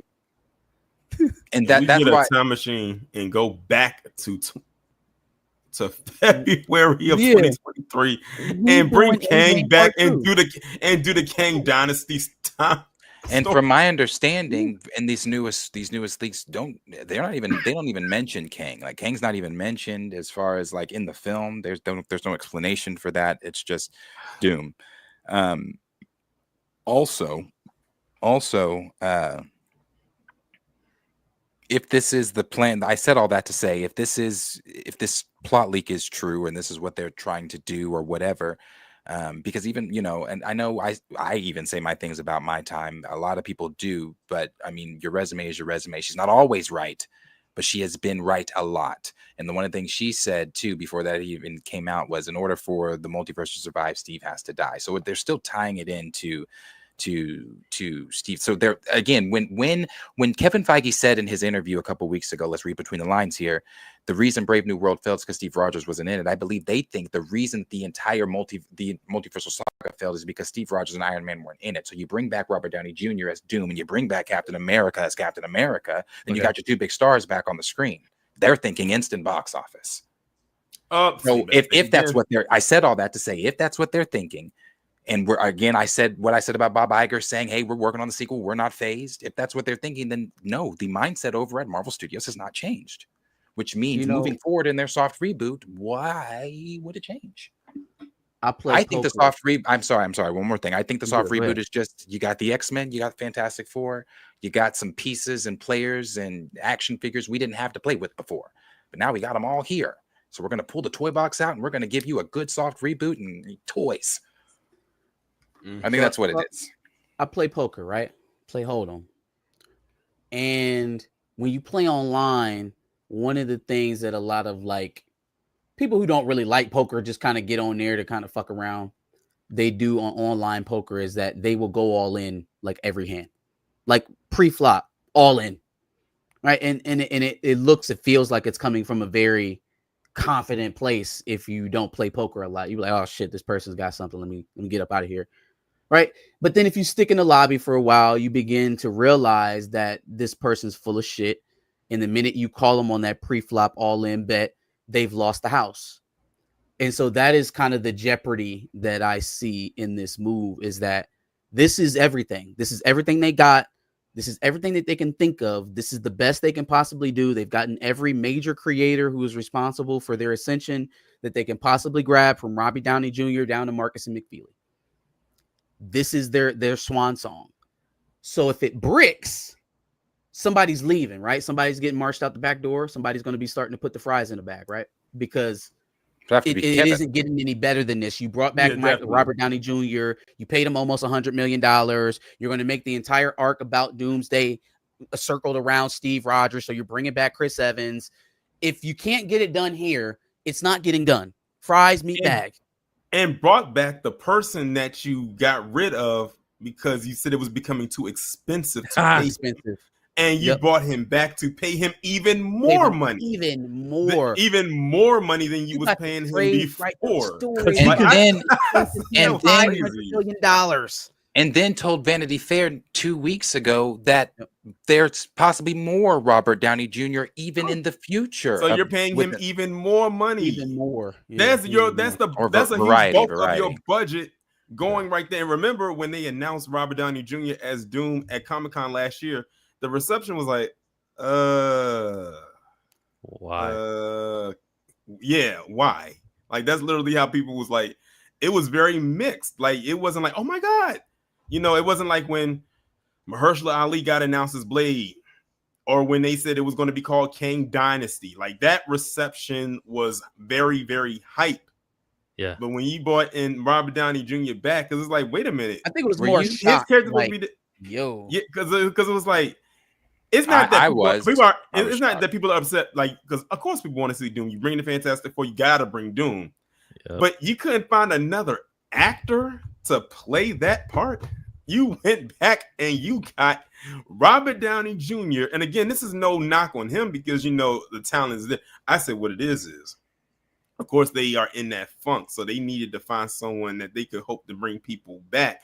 But also he's coming off that Oscar win for Oppenheimer. So they're trying to cash in on that as well. But here's the thing. You have a not one, but two-time Oscar winner in Mahershala Ali. And where the heck is Blade at? On ice. But what? That's not the same thing. What do you mean? Those are black Oscars. Those are black Oscars. Black Oscars. Yeah, it's going to be pretty interesting for them to see how they can wrap all this together. You know, I don't know who saw, but this morning I also compared this whole thing that they're doing with Steve and Doom with I didn't watch the Earth's Mightiest Heroes cartoon, but in the Earth's Mightiest Heroes cartoon, that when they use Kang, the whole storyline with Kang is he's coming back because, or he's coming to this reality because, or he's coming to this reality because something that Steve Rogers did is affecting his world and or killing the world he conquered, or destroying the world he conquered, or something like that. So he's going back in time to kill Steve Rogers. So I don't know if they are borrowing from, or I just thought maybe they are. I don't know if they're borrowing from Earth's Mightiest Heroes and they're just recycling Kang stories. But I've been saying, we've all been saying, I don't understand. Well, we understand. We don't understand, but we know what happened as to why they're not using Kang. But to just throw Kang to the side and not use him at all is just, it's incredibly crazy to me. And again, it just leans toward them leaning so heavy on Robert Downey Jr. They're just like, hey, Robert's back, Steve is back. Kang who? You're seeing a pattern. You have Kang, Jonathan Majors, tossed away. You have Mahershala Ali, Blade, that's in limbo hell right now. Who else? I mean, who else can we? Monica Rambeau's. Monica Rambeau is in another universe somewhere. Yeah. Canceled. Armor Wars. All of them. You have Riri Williams out here making deals with Mephisto. Well, not just making deals with Mephisto, but who watched her make a deal with Mephisto when you advertised it 10 days before she made the deal with Mephisto?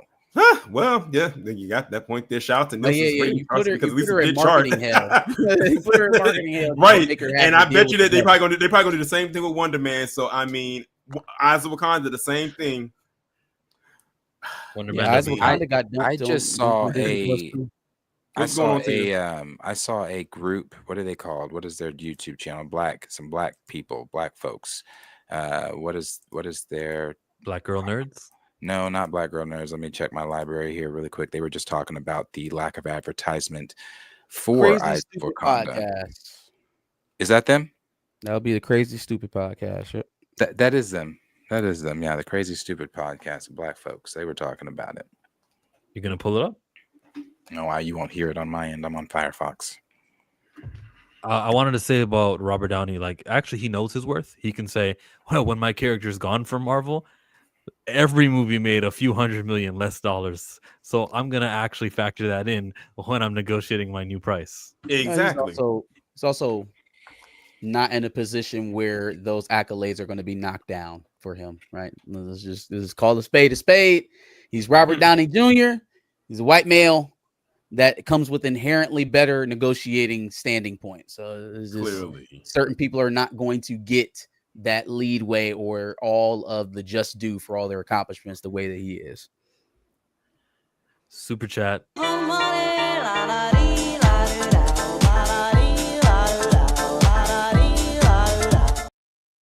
I'm too fly cam. They will definitely end up combining Gunn and Reeves. I think the same thing too. I think it's likely that they merge.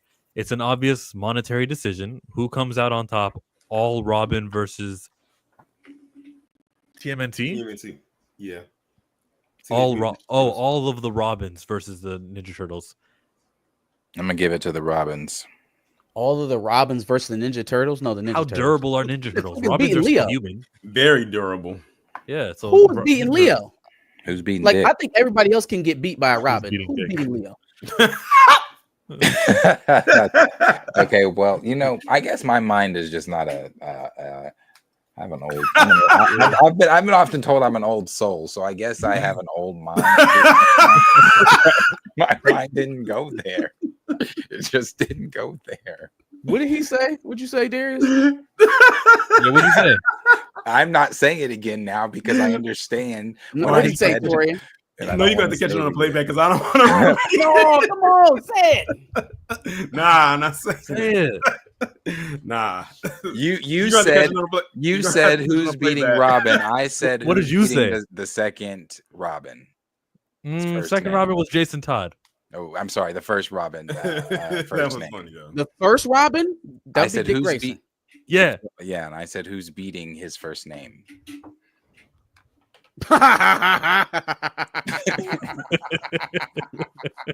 Right. Who's beating his first name? And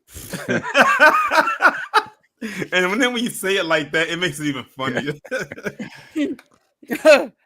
Oh man, that's hilarious. This was the moment you were talking about people accepting T'Chall's. But you can't see the chat. Can you play the this chat back? this is the Clips channel that It's a I pulled replay. up. Probably don't. Oh. The Clips channel doesn't show his replay. I could go there and see it, but No, it's whatever. should I play it at all? No, you can play it. See what he said. Codified over time into what I would say is the majority of the fan base kind of coming around to this idea and being like, nah, like you need T'Challa. That's a very important character. That character needs to exist. You wouldn't not make Superman movies if Clark Kent passed, and we know that because we actually have examples of this. Christopher Reeves, the horse accident, and all that. Like, imagine if after Christopher Reeves had the accident, they were like, well, now there'll never be another Clark Kent Superman, but we'll do Jonathan Kent. And he'll come in and be Superman, and he's a Kent, he's related and all that, right? So I say all that to say that the fandom has sort of come around on this, and I think Marvel has tried to figure out and acquiesce. In Wakanda Forever, you see their attempt at this, and the attempt is that T'Challa now had a secret child that he at least raised partially on his own in secret, away from Wakanda. This child's name is Toussaint. Toussaint is now going to be T'Challa II, the male Black Panther. Now, frankly, a lot of people still don't like this. I don't like it. You know what I mean? Like, I might come around on it. I might accept it depending on how it's actually done. See, extreme disagreement there.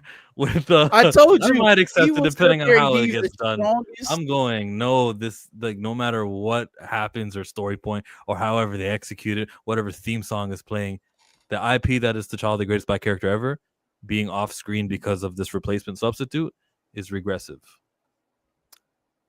He will give you the most downtrodden, the worst layout of circumstances that he possibly can give you, and then be like, "But I can get with it though. I guess I can do it. I guess I can get along with it."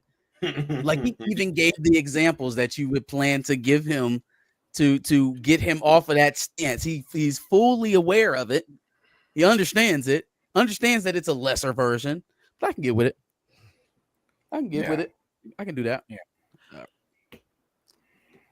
But yeah, a lot of people saw that in Wakanda Forever, and they were like, like that's just not good enough. You know, again, think about the Christopher Reeves example with Superman.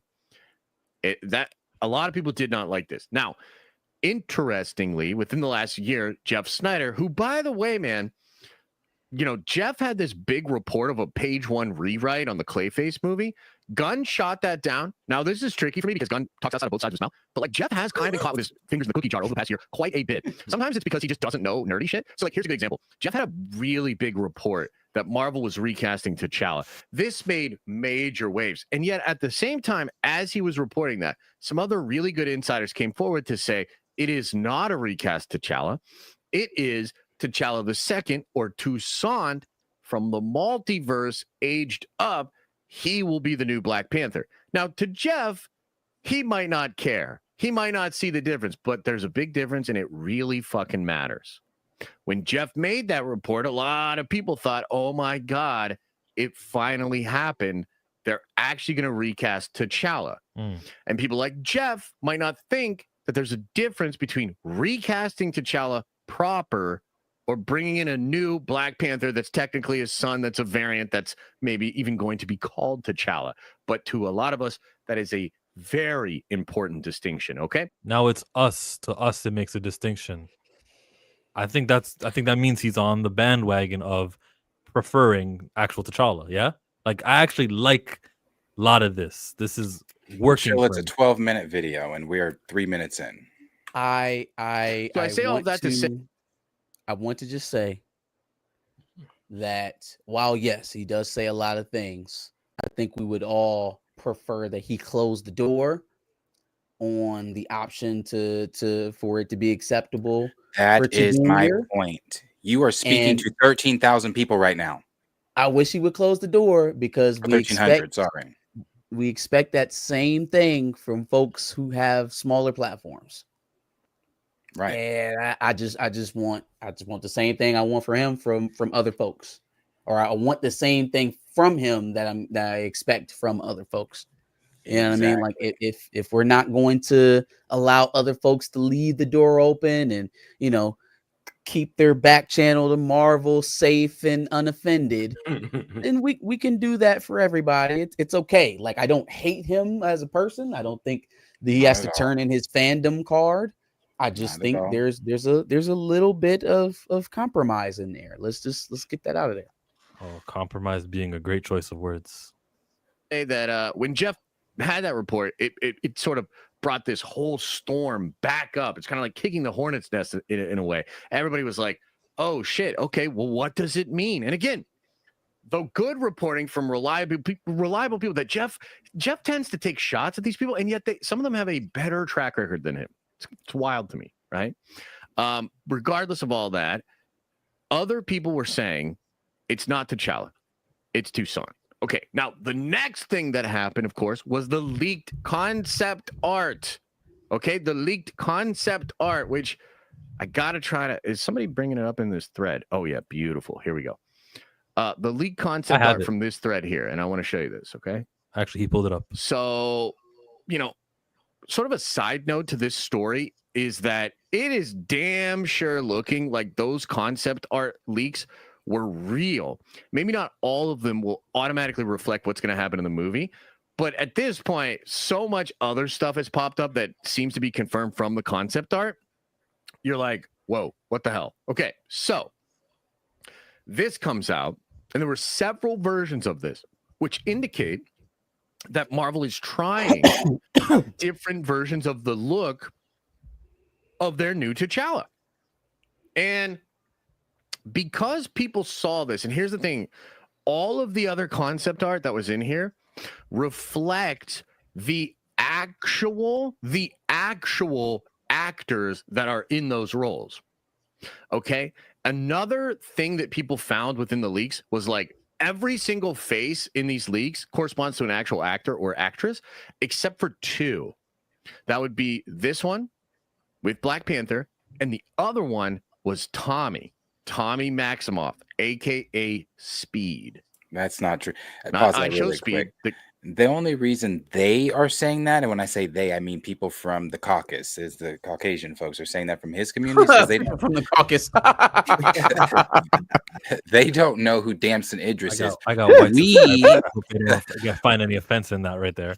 we all saw Damson's face. Most of us saw Damson's face or a black face from, within an actor we know. Some people were saying Eddie Cathetti or whatever. We saw a black actor face that we know in there. They were the ones saying, no, that's not just a black actor. That's just some generated AI face. No, it wasn't. But anyway, I just wanted to put that out there. Tina. What's up, Tina? What up? Listen, this is real ghetto. Can y'all hear me? Yeah. We can hear you. Look, because I don't never use like my MacBook, so I had to switch from my desktop to my MacBook, and I don't like this. So this is my first time doing this. Hey, black people. What's going on? Nothing. I just saw that Torian was here, so I felt like, this was a group meeting, so I just barged in. Hi.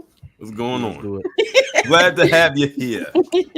I don't get invites anymore from Chill. I don't know what happened with our relationship. I don't know what's going on. You don't hit me up anymore. Fake victim.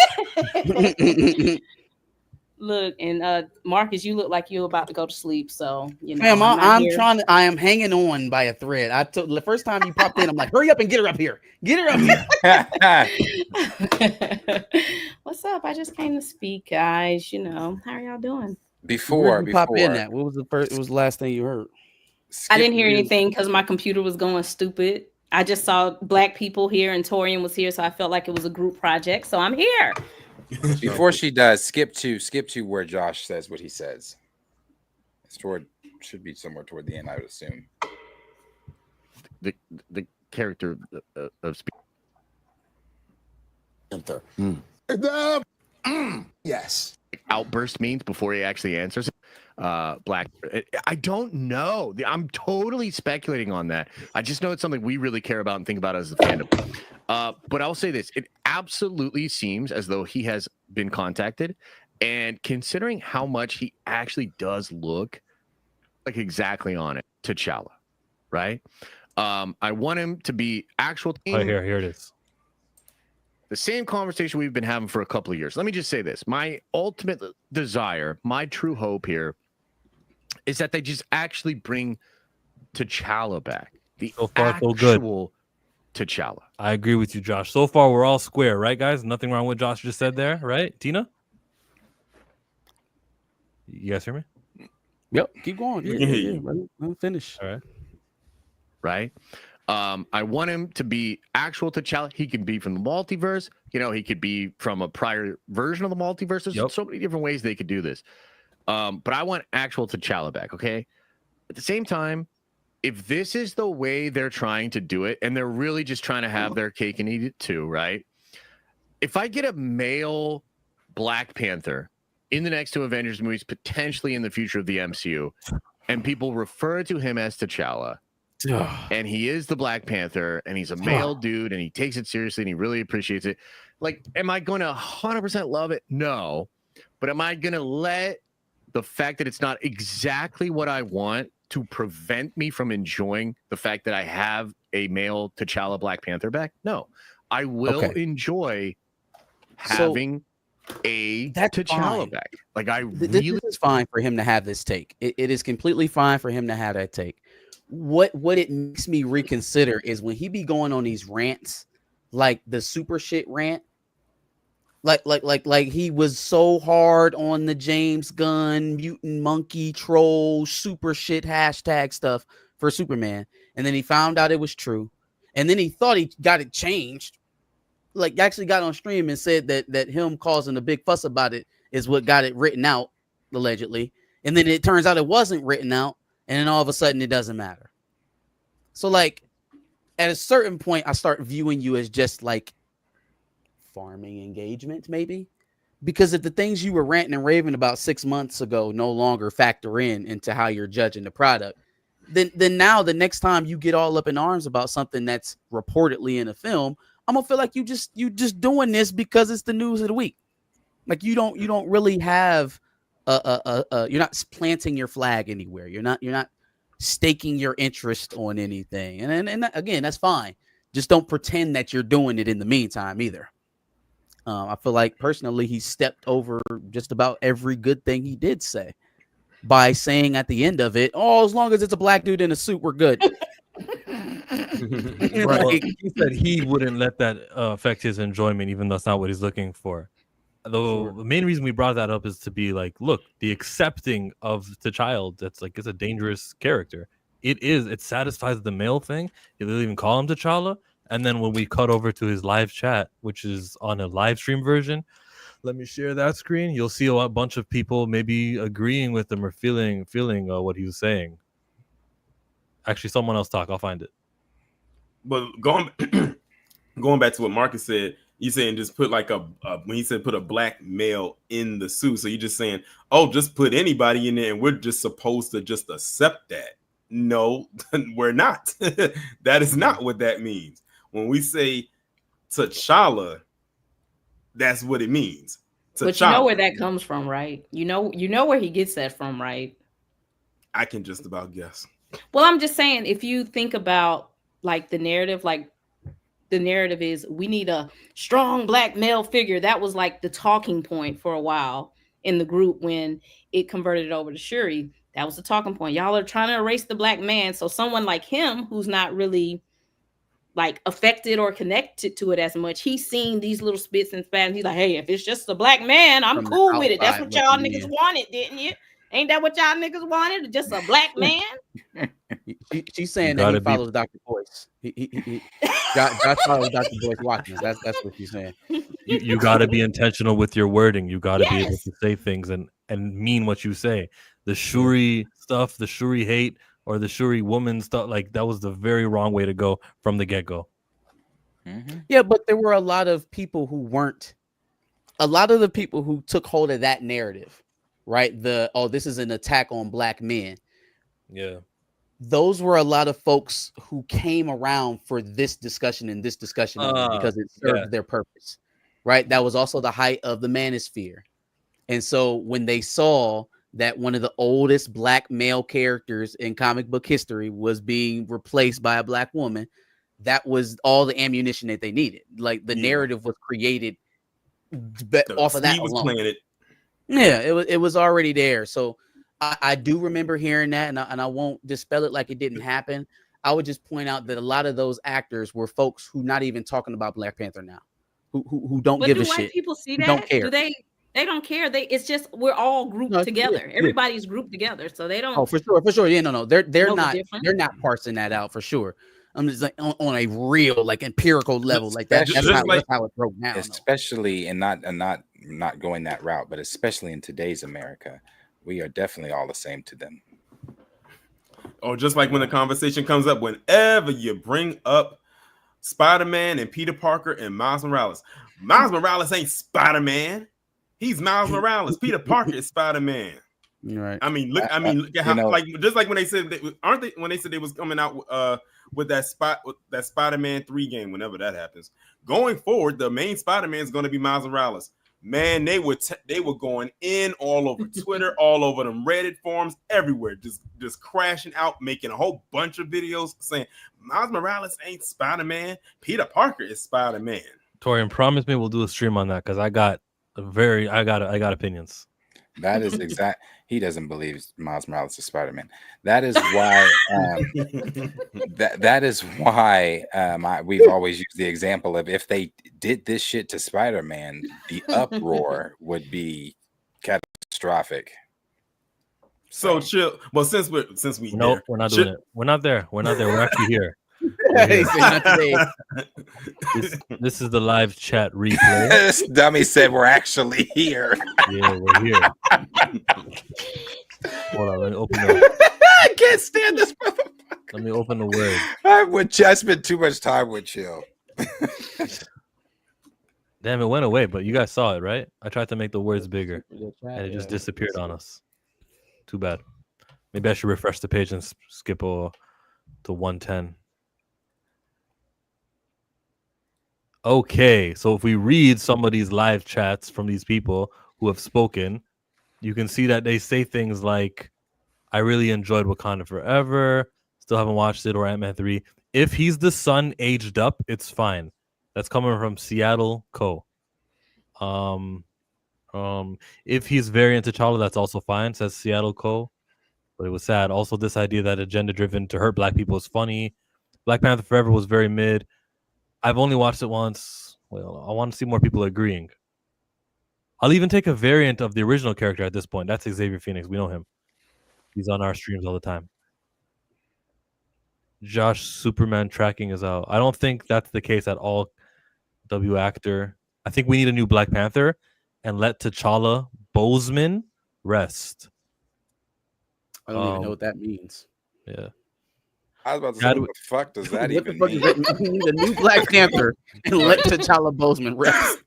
Jason's Chadwick would have wanted a Just type this recast. shit, bro. That's what I'm saying. At least 30% of the people in this chat are automated. Okay, it's very hard to parse the real from the automated. Chad would have wanted a recast. It's documented. So did his brother. The fact that Marvel has his fingers in their ear and going la la la la, I can't hear you, is pathetic.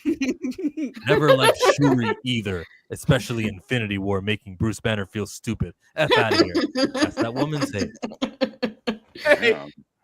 Not him pinpointing the 30 seconds that Shuri was standing next to Bruce Banner and like, she made him feel stupid. Well, the movie did nerf him up that whole movie. Like, God, well, sure, he but got in the one Shuri account was the last one for making him feel stupid. He was like if anything, it was highlighting more of Wakanda. I felt like because they took him to Wakanda. They were like, I know somebody that can help, blah blah blah. And she was like, okay, yeah, why didn't you just? I don't know. I thought it was a good scene. It's rumored he's a villain. Yep, he could be an older T'Challa. Second movie. Oh, what happened? No, that's a lot of Panthers. It's rumored he's a villain. Motherfuckers just saying shit. That's a lot of Panthers. Damn, since 33. Sounds like the Three Kings story in Thor. What if he's a variant Killmonger? No, Jesus. Someone said, when are we getting Pink Panther? 3 Black Panthers from 3 different points in time. Lord. That's how experimental this stuff is. Everyone yelling, I am T'Challa, like the Malcolm X ending. Nah. What if Denzel is T'Challa from AVA? I doubt it, but I could see Denzel taking on his traits. I don't mind if he's either version. So that would be what, T'Child or multiverse variant. The common sentiment around Toussaint and T'Child is that they accept it. It's acceptable. It can be tricked. People can sway. Some people don't want the character T'Challa. Listen closely. So wait, we just sat up here and read all those comments. Some people don't want the character of T'Challa. Listen closely. No. It's not the character of T'Challa. I got the mute button to watch this the first time. It's not the character of T'Challa. It's the portrayal of the character. Some people say that.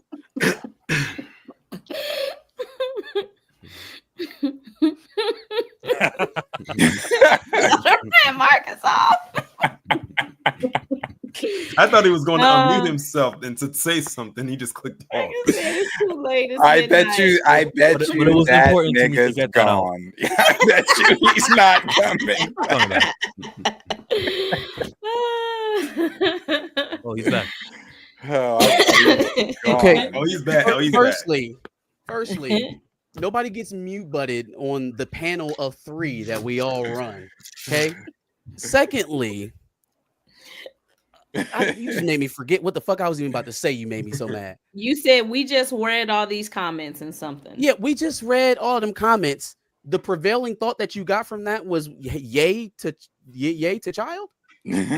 Well, they was in that thing talking about R.I.P. to Boseman. Like, come on, man. Yes, put T'Challa Boseman to rest. Yes, there was definitely stuff in there that was pro T'Challa for sure.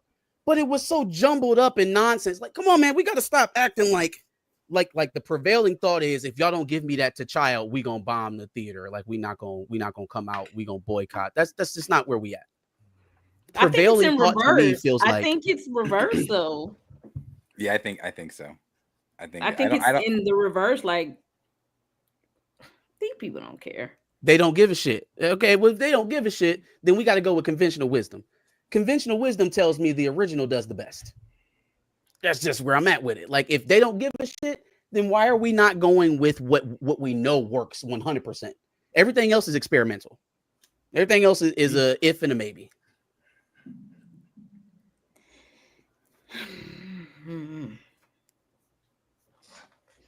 I think they'd be cool with the child. I mean, I've always said that, just like the general speak. We're so far removed from Chadwick Boseman. I think people may be okay with a recast at this point if it's done right.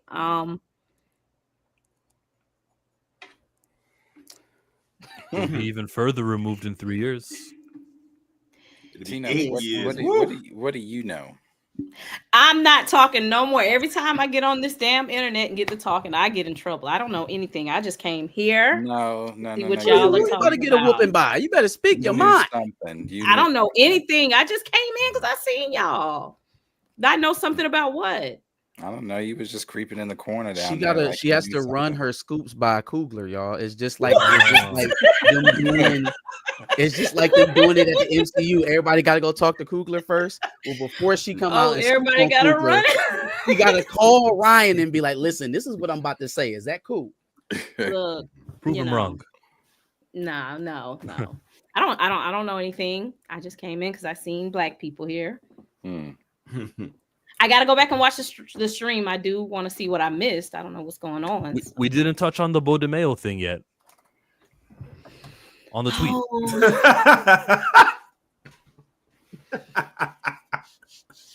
He's about to get his job back. Right? He got to get his job. Wait a minute. Are you going back to that long post? Hell, no, the new one. I'm about to say the important one. My brother Bo. Yeah, just the important one. Marvel didn't want to use him, and I understood their emotional reaction. That's because someone said that you replaced T'Challa with T'Chaka. Didn't want to use him, and I understood their emotional reaction. Also, anytime I used Black Panther characters, my usage and designs had to be vetted by Ryan Coogler. Using T'Chaka also allowed me to skip the headache I endured when we used the Dora for a quick snippet in episode 10. He's gonna say that the Dora's dreads and afros were vetted, vetoed. Excuse me, vetoed. Yeah, they are, and that's why I was like, okay, we wanted to show different black hairstyles, but I got the note. He got a note, not an email. He got the note. Yeah, no, what do you know about that? Talking about wanting to show different hairstyles, but made Storm a mammy and shit. You wasn't interested in black culture then. What you interested in black hairstyles now for? Oh my God. No, that's fine. Storm. I'm not talking about her hair. I'm talking about sideline and Storm. And then if we want to move it over to Sunspot, we can. But we'll move on. No, we're not doing that. Tina has to react to that. It mentioned Coogler. It mentioned Bo. My personal opinion. This is just an opinion. I don't know about that. I don't know. It doesn't seem like Coogler would have that much control over animation, because like, is he involved in What If? Is he involved in Baby T'Challa, that little cartoon? So I don't know what my brother Bo is talking about. I'm not going to say that was not his experience. I've always been of the contention that he definitely has major influence over live action, but it would just be weird that he definitely was involved with Eyes of Wakanda, but the other things that's not canon, I just doesn't make sense. Doesn't make sense to me. It doesn't make sense. Because if you had to run the Dora by him, why not run T'Challa by him? Like, I'm not going to do no meeting about no Dora. I'm not. Or if I'm in the meeting and we're talking about this is what I'll say. So I know a couple people that work at Marvel. Generally how it works is they have freedom to kind of do what they want to do. Now, Kevin Feige will come in and say, no, yes, no, yes, no, no, no. The animated and Coogler stuff, I don't know. I don't work there, but that would just be odd to me. And let's just say hypothetically that is the thing. Let's say he did have to. Hey, Coogler, you know, I'm thinking about using T'Challa in X-Men 97. What is Coogler gonna say? No, like that doesn't affect him. You know what I'm saying? There's no effect to He what might he's get doing in sad. X-Men 9. He might see it and get sad. No, for real, he might see that joint on Disney Plus and start crying. Now we don't want that. We don't want that. Well, is It's he too crying hard. with baby T'Challa that's running around? There's a baby T'Challa cartoon. Tina, he shouldn't be crying at all. He shouldn't cry at all. Shouldn't even be a thing we asking or considering. But when you listen no, it shouldn't be. We're making content. We're writing IP. I shouldn't have to walk into don't get to messing with my shit. No, but that's not though. shit. This is something continued from 1990s. This is 1997. It is his. This is no different than what James Gunn and Matt Reeves is going through. Don't come over here messing with my stuff. Y'all hired me to do stuff. Don't come messing with my stuff. That's my thinking on it as well. But I was talking to a casual person today, and I was telling them about the whole thing. I was like, oh, and I said I used the words his character within the MCU, and then he said, whoa. He said, what do you mean his character? He's like, I don't really know a lot about Black Panther outside of talking. He's like, what do you mean his character? I was like, I mean his character. He's like, so he's like, Ryan Coogler made Black Panther? I said no. He's like, well, then how does he have ownership over the character? He don't. Let's say we are all on this stream together. We are all in the Pantheon family, right? And y'all say, well, Tina, you handle all the female comic book content. You do this, you do this, you do this. I would be highly pissed off if I come to work and Chillmonger says, well, Tina, Darius had input on Wonder Woman, and this is what he wants you to talk about. And I would be like, well, y'all gave me the female stuff. So I think that's how, like, no, don't come in here making changes to Okoye and Shuri that I have to then deal with. No, don't do that. I need input. It's a corporation. It's not a change. Like, this is you would be the change as the Ryan Coogler or as the new person. This is something that existed in 1997. And in the Fantastic Four cartoon, T'Chaka is dead. So you are changing something. Canon. No, I'm talking about in live action. I'm not talking about this cartoon stuff, because that's what we were talking about when I was like, yeah, you gotta run live action by me. No, that's why I said I don't believe this animated situation.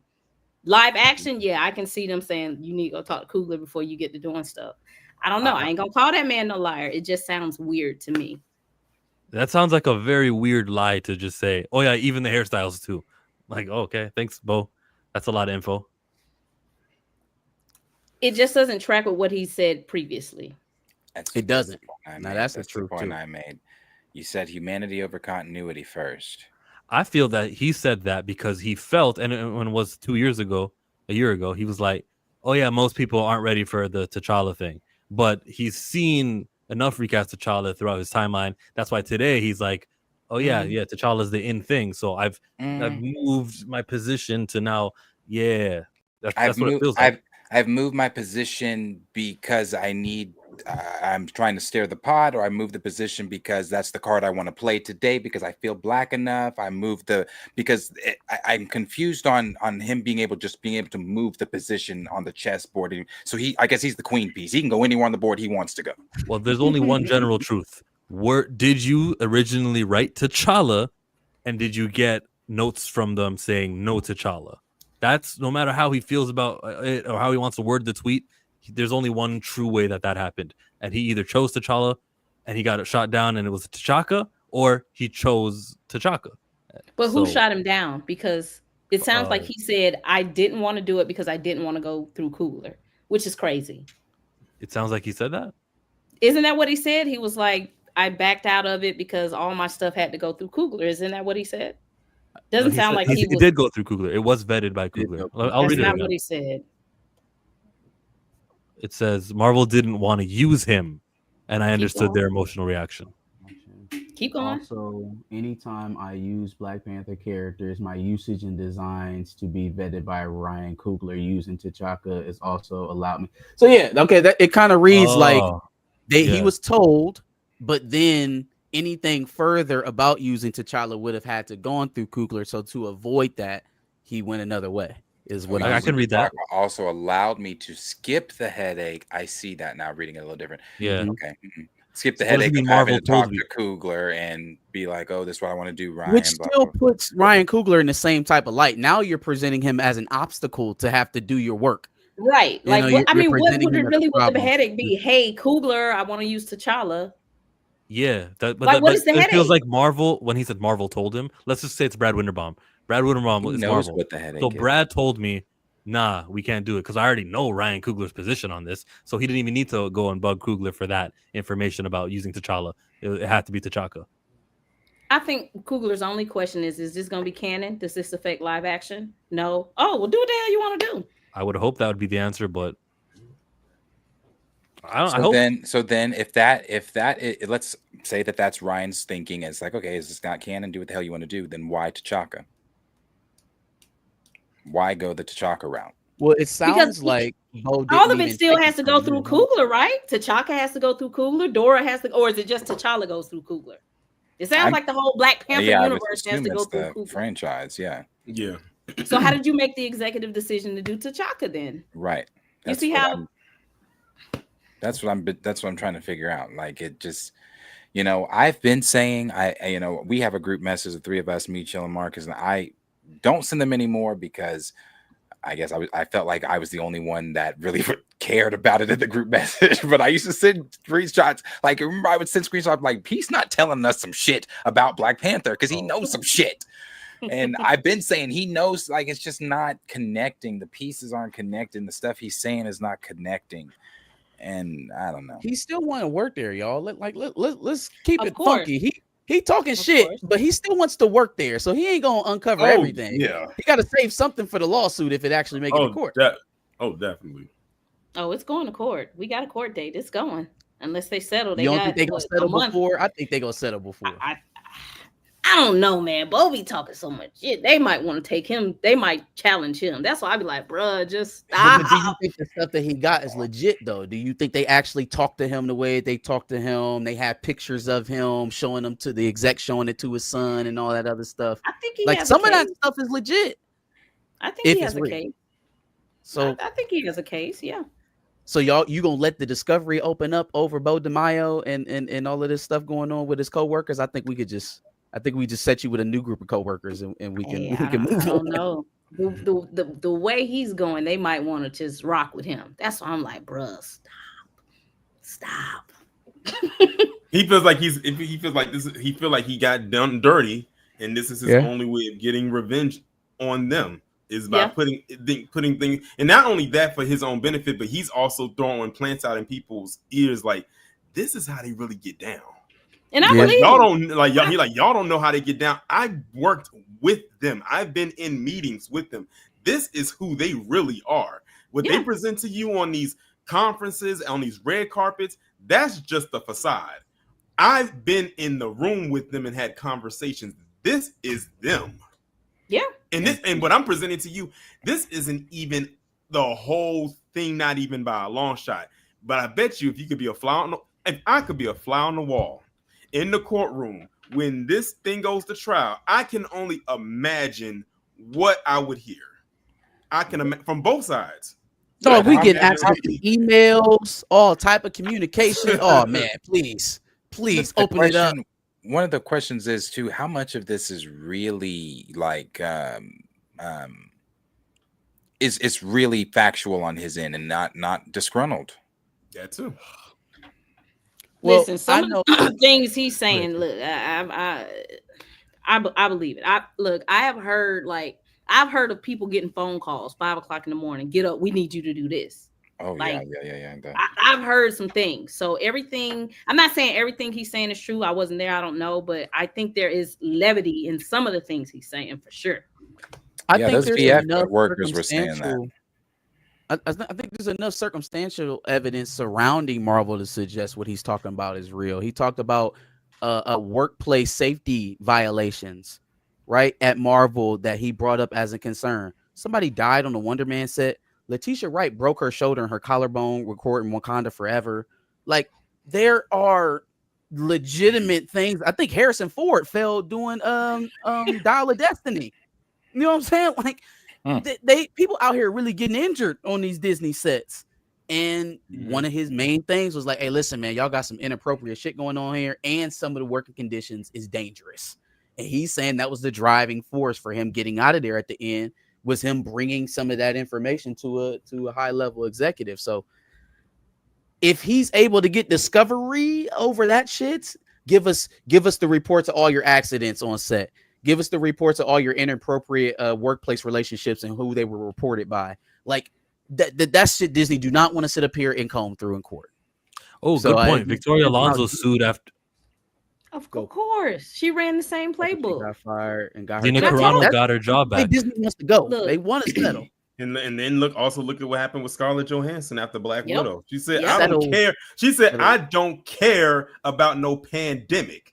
You told Pay me me. my movie was going to get a theatrical release and it was going to run from this time to this time. Now, I don't care what's going on in the world. You got to pay me.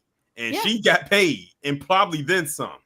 But look, Torian, now they writing up stories about how over his life in the MCU, Robert Downey Jr. then made $500-600 million. So Exactly. I had to take you to court for $20 million, and you paid this Joker. Paid this man 17 hundreds of times millions that? of dollars. Okay, all It right. wasn't even 20 million. That it wasn't even 20. That the report was she's disgruntled. Look, she made $20 million throughout her whole career. She wasn't even suing for 20 million. They was just highlighting, like, look at all this money she's made. And then we found out Yeah. this joker made $500 million. Man, what $500 million? You better pay me. You better pay me. Look, she And probably that- only and now- wanted like $2 million. And now look at Scarlett. She did this Jurassic World movie, and now she's the highest Bang. paid actress in Bang. the world. Bang. I mean, she's One still is- working with Marvel. She's producing what did she No, she wanted her credit off Thunderbolts. well, that Is she is producing right. something new? No, it was the Thunderbolts thing. That is right. She wanted her credits off Thunderbolts. She probably said, I ain't have nothing to do with that. Take it off. Yeah. Okay, but the settlements are a thing, and Bodemeo has you said he got a court date soon. How soon? Yeah, it's October. October. Okay. It's soon. Couple months. So they got a month. They No, got really a month. month. In my mind, August is gone. I'm already. August is basically gone. I'm already. I mean, It is August do that to me. 15th over here on This the East summer been Coast. moving so fast. Don't It's do that to halfway me. through August. So the mission was using Hollywood Reporter, using Snyder, using anyone who listened, besmirch him, hurt his reputation. Then we're gonna settle. And since we hurt his credibility so much, he'll be glad to settle for like a few million less than what would have happened. They were always gonna settle this because Discovery is a problem for them.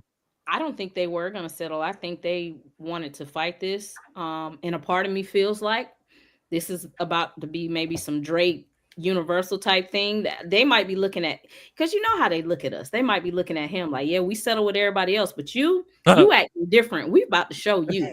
They say you We gonna acting show real you. uppity. You acting a little different. So we gonna have to put you in Look, your Gina place. went away. We didn't hear nothing from Gina. Victoria went away. Like, you know, through their whole legal process, they was a little quiet. And I've been telling Bo, stop. And Gina ain't hurting because I actually found out that she's an heir to a whole casino empire based out of Nevada. That woman come from old money. So whatever they paid her over there is Most probably white nothing folks. for her. Yeah, she's living the white dream, the white story. She probably even need the money. She just wanted to she just wanted to quote unquote, I guess, clear her name. Yeah, you know, prove a everything that's point. going over there. Yeah. So if you're Bodemeo, you've been blackballed. And basically say that that Disney can be dealt with if you go through the right channels, it can be done. Yeah, I think she wanted back in at Lucasfilm. I think that was the. I think she did too. I think she did too. Because they was about to give her a whole spinoff. Yep. Around her they character. finna let her do a cameo and she finna be gone about her business. Oh yeah, They no, the not show is finna done. involve her. The show arc that they had planned for her went to Bo-Katan. It's over with for that, but she can be in some cameos. Okay, Bodemeo does have the power to take this to court, go into Discovery. I don't think, even if it's just Bo, it's just you. They just don't want the Discovery out there. Whether they get the guilty verdict, not guilty verdict, the answers, things being revealed in court, are not necessarily what they're looking for. And if they had a leg to stand on that Hollywood Reporter Thursday evening, late report that they just gave us, they would have had more than egregious findings. I mean, everybody runs the risk of things being exposed. So you gotta, What's his loss? He's Gotta weigh the blackballed. pros and None of these cons. studios are hiring him. I think. I don't know about that. I'd say credibility even more so. It could be his credibility could be damaged even more. Even more. All right, so I'm just looking at like what are the losses you already have, the reputation you have. How much worse can it get? So I don't know. I guess I'm alone on this one. Where Bodemeo's status and I'm reputation. with you. Just stop talking. I'm with you. I believe in suing people. Sue, but stop talking. No, I'm alone on his status is already taking a hit, and nothing can repair this. Even if he wins and gets victorious, they're always gonna. It'll hurt. Nah, him, he'll like, be if No. he wins. if he wins, Yeah, If he he gets it back. wins, Yeah. they'll rehab it because then it'll be in their best interest to play it off like it ended amicably. Yeah. So they won't be so focused on tarnishing his reputation anymore. They'll want them actually to seem a little bit better, so they look like amicable sides, coming to an You're agreement. so evil. And a part of my settlement is I do want to work with X-Men again. I want to work on X-Men. Yeah, we're not getting out of this without me working on X-Men. Especially that would be my since season thing. two, especially since season 2 was already done, and you just Done. went and took my name off of it, threw someone else on there, and then revamped it to whatever we're about to receive. Hey, I if don't season know. 2 is trash, And if from what I've season 2 heard, is it sounds trash, like it's going to be mid. It And is it's a shame. guaranteed they will And go it's a get his ass shame. back. Guaranteed they will go get his ass back. I'm not gonna watch in solidarity. He gonna watch. You might as well watch. He gonna watch. He gonna watch it. He gonna watch it so he can trash it. So he can trash what he it. gonna So he can do. trash He it can trash episode by episode. He should said hold he a has live friends. stream. He should said- do episode breakdowns of season 2 of X-Men 97. He gonna say Would have red pen. Would have Right, red he- pen. I would've done. See, this is not- The this is red not pen how of death. Thor moves. He gonna say this is what content I y'all did, got. boy. That's He free said this is what content y'all right got, there. but let me show you what That's I was true. gonna do. You know? Mm. That's true. That's true. That is free content. He can make some As a real matter of money fact, off no, that. he gonna go on there and tweet about it. Then he gonna go hop on Instagram live and just talk on there too each episode. So this is what happened here. But what I had, Oh no, was brother, no, this brother. and Y'all, this. y'all are forgetting. After he views it, it'll be behind that paywall again. Come on over to OnlyFans. Actually, that's Right. likely. I could see that. Come on over to I hated OnlyFans. when he was doing that, man. I like that he's revealing all of this stuff on Twitter now. I'm not paying you to hear the tea, bro. I'm not. When is X-Men 97 coming out? He'll- I have he'll- got to tell he'll him, tweet- please he'll make sure tweet you live something. tweet. Please. He'll live tweet. He'll live tweet, but the good stuff he'll be like, keep it short and simple. Like the good stuff will be like, all right. Now the rest I'm doing a live over on OnlyFans about 5 minutes.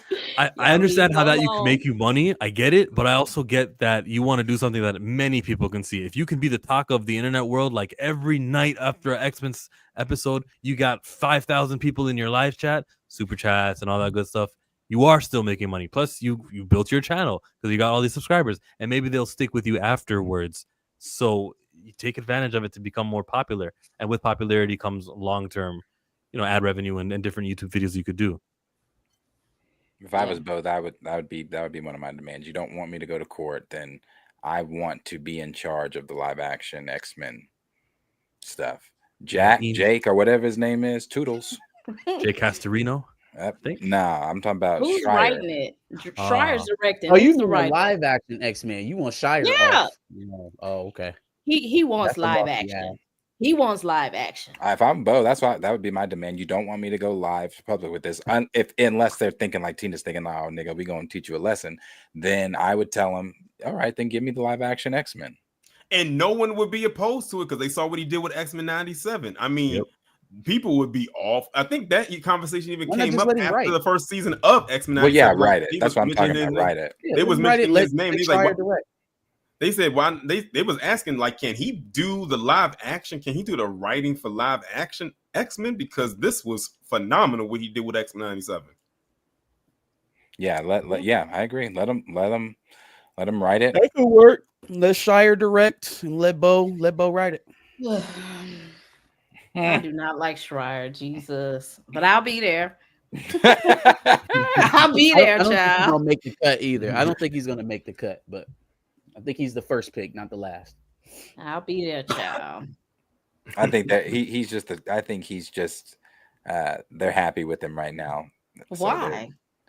They like Thunderbolts. They viewed it as a success. They like Thunderbolts. Where I feel like we live in La La Land sometimes, bro. Like there's no way that y'all work at this company. Y'all sit on these quarterly earnings meetings. You be listening to Bob Iger spit out these numbers. Iger telling us we just gonna stop telling y'all about the subscriber numbers because it doesn't ever really feel like it feels good. And then they be in these bubbles like, oh my gosh, yes, Thunderbolts was just such a great movie. We did such a great job. I'm so proud of it. Jake Shire should be the next lead director on the X-Men. Like, not Thunderbolts 2. You got the X-Men. That's you. a crazy jump. That's a wild jump. You That's ain't how even get a sequel on your own film. They bumped you up to talk about failing up. That's how I felt when Iger was in the tabloids the other day talking about some damn hold our beer. We're working on Fantastic Four 2 right now. We happy with the numbers. Yeah, they gotta say. Listen, that's how I know that's a bunch of crap. Because when they saw that 66% second weekend drop on Fantastic Four, we got to work quick. I know. Let's have a teaser of Tom Holland wearing that Spider-Man suit. Like they went straight into the Spider-Man Brand New Day promo when they saw that drop for Fantastic Four in that second weekend. They said, oh, nah, we got to get ahead of this. Let's start doing the promos right now for a movie that's coming out a year from now. So, look, and I would be okay with it if it's fair across the board. If we letting people fail up, let Nia DaCosta do a damn Storm movie. Shit, the Marvels failed. Give her a big movie too. But we don't get that. We don't get that though. We don't get that. We don't get that. That's it. Is a fact. That's my only argument with it. If we gonna let everybody fail up, let everybody fail up. That's don't true. Pick that's a good point. Brother Star said. They said, well, actually now Fantastic Four has surpassed Brave New World, but Brave New World was holding in there for a while. Yeah, but they didn't announce anything. I've been seeing on Twitter all the little outlets sharing Fantastic Four is the highest grossing. Is that an accomplishment for Marvel? Like it's the highest grossing film opposed to Brave New fucking World, where a theater collapsed, Thunderbolts. Thunderbolts. And what was the other one? Was that it? It's just like when they pop out about Disney Plus, where they'd be like, "This is the most viewed show on Disney Plus this year." Oh no shit, no shit. It's Bluey and commercials on Disney Plus. That's the only thing that's on there. They hyped up Daredevil Born Again, and it didn't even chart. Meanwhile, the show that didn't get no promo but got bashed daily since its announcement charted. It charted. I hate that I have to say this. 3 episodes means there was more millions of minutes watch time. Don't, because we will argue about this to the death. Let's don't do it. Hey, I'm gonna divide the 3 episodes. Clearly, I'm falling asleep on my mic. I'm gonna leave if y'all start this up. No, don't do it, chill. Don't, because we will be on here. I said enough. Actually, I did. I said enough. They understood. Don't do it. Because I'm gonna get my blood pressure up. Hey. Get my freaking blood pressure up. It's okay. We're in the same gang. Me and Blue gonna argue about this tomorrow, so I'm not gonna argue tonight. But don't do that 3-episode drop. Don't do it. Math numbers. This is my argument. Doesn't everybody do it? If you look at the freaking charts, do you know when they calculate Squid Game's numbers, they calculate it for every season? We're doing it. Marcus, We're not doing it. It's been real. I love y'all, Patreon. I'm not doing it, Marcus. I'm not. Appreciate you. Hey, Torian, it's been real. Hey, yo, Tina, I appreciate not gonna let y'all do this to the black woman. I'm not on my watch. We're not doing it on your watch. We're not doing it. No. Nah, damn it. We're not doing it now. I'm hating. Yes, I'm hating. Yes, because you got to keep that energy across the board. If we're going to judge Ironheart like that, judge every other show that has multi-episode drops. Yes. Squid Game drops all the episodes at once. You're right. Thank you. Are we comparing Daredevil to Ironheart, though? Did Daredevil drop how many episodes when they came out? Began with 2. First 2. They began with 2, had 2 in the middle. Mm-hmm. Let's stop at the beginning. They dropped 2. 2 was Ironheart dropped 3. more than 3? Do you know what the run times are? About the same? No. Ironheart was like an hour. Wasn't it? Like 40 minutes. Ironheart was knocking at about what? 30, 40, 40, 50 40 minutes. minutes. So Okay, let's 40 say they minutes. were 10 minutes longer. Is that really that big of a damn difference? Which one was 10 minutes longer? Let's just say overall Ironheart had 10 minutes longer of viewer time. For their 3 episodes compared to For 3 Daredevil episodes. 2. Let's say hypothetically. Somebody still had to sit and watch all 3 of the damn episodes, right? Oh my! I can't believe that's your take. You said let's just do the math. Pull up the runtime for Daredevil. Pull up the runtime for the. Why didn't people stop after episode 1 with Ironheart? That still ain't happening.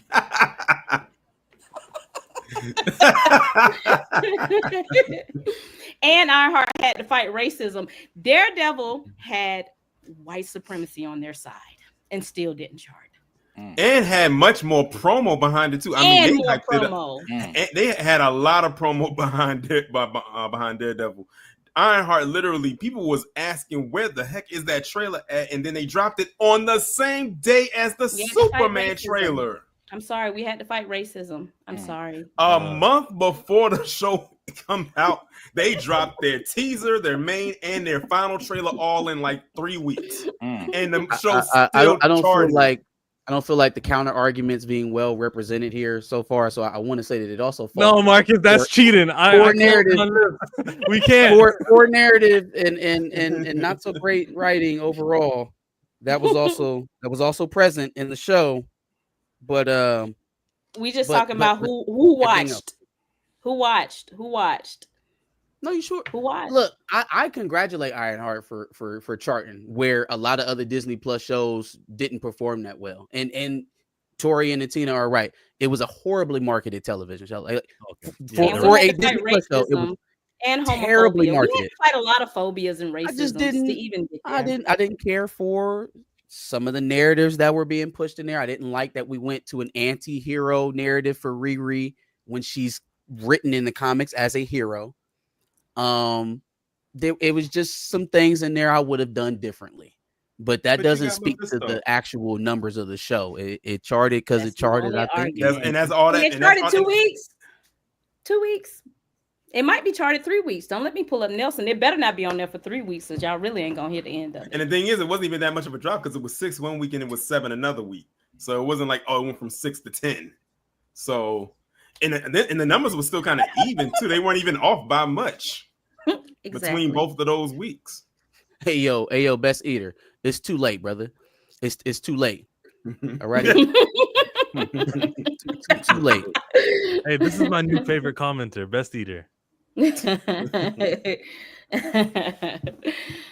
end of the day, at the end of the day, it charted. It charted. Hey, period. That's all you can say is that it charted. And you can attribute that to a lot of the people that probably hate watched the show. So the people that were trashing it are probably the ones that also watched it and also forced people who were not going to watch it to end up watching it. Because why did y'all watch it the next week? Because the thing is, here's the thing: if they would have left well enough alone and didn't trash it, the show probably wouldn't have charted. But you gave it free promo. You probably gave it more promo than Disney did. Thank you, Chill. This is when men know to hush. Just let me have it, and life is good. This is how y'all win. If y'all got women, just be quiet. Let us have it. Absolutely. Oh Jesus, y'all listen. I don't really like getting up in the morning, but I'm always free for the morning show. Okay. I'm not staying on for 3 hours, but if y'all need me in the morning, I'm available some days. Marcus, I can never come on your show. Sundays, absolutely never. Can't do it. Sundays, I just don't be available. What is fuck me for? You should come in the morning. Pull up on Monday? Huh? Marcus was supposed to come on Monday. I was. I'm sorry. I was a little busy in the morning on Monday, but I can no, I can't do tomorrow either. We're gonna find a morning that I can actually sit down at the desk here and stream for a couple hours. I'm usually outside, so it's not. I don't want to do it in my car. It's not really. Yeah, come on in the mornings.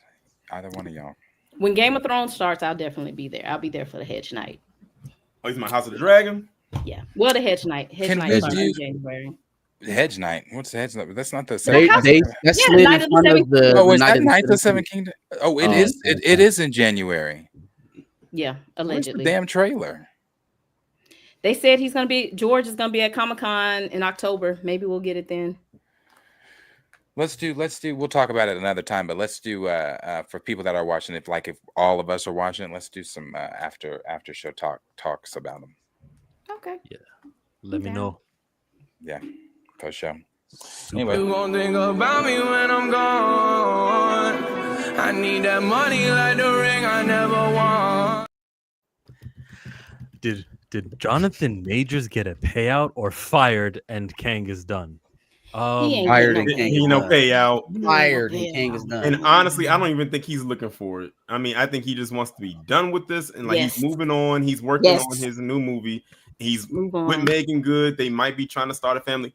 Let them go. Let him just go right off into the sunset with that. That's where he's Yes. at with it.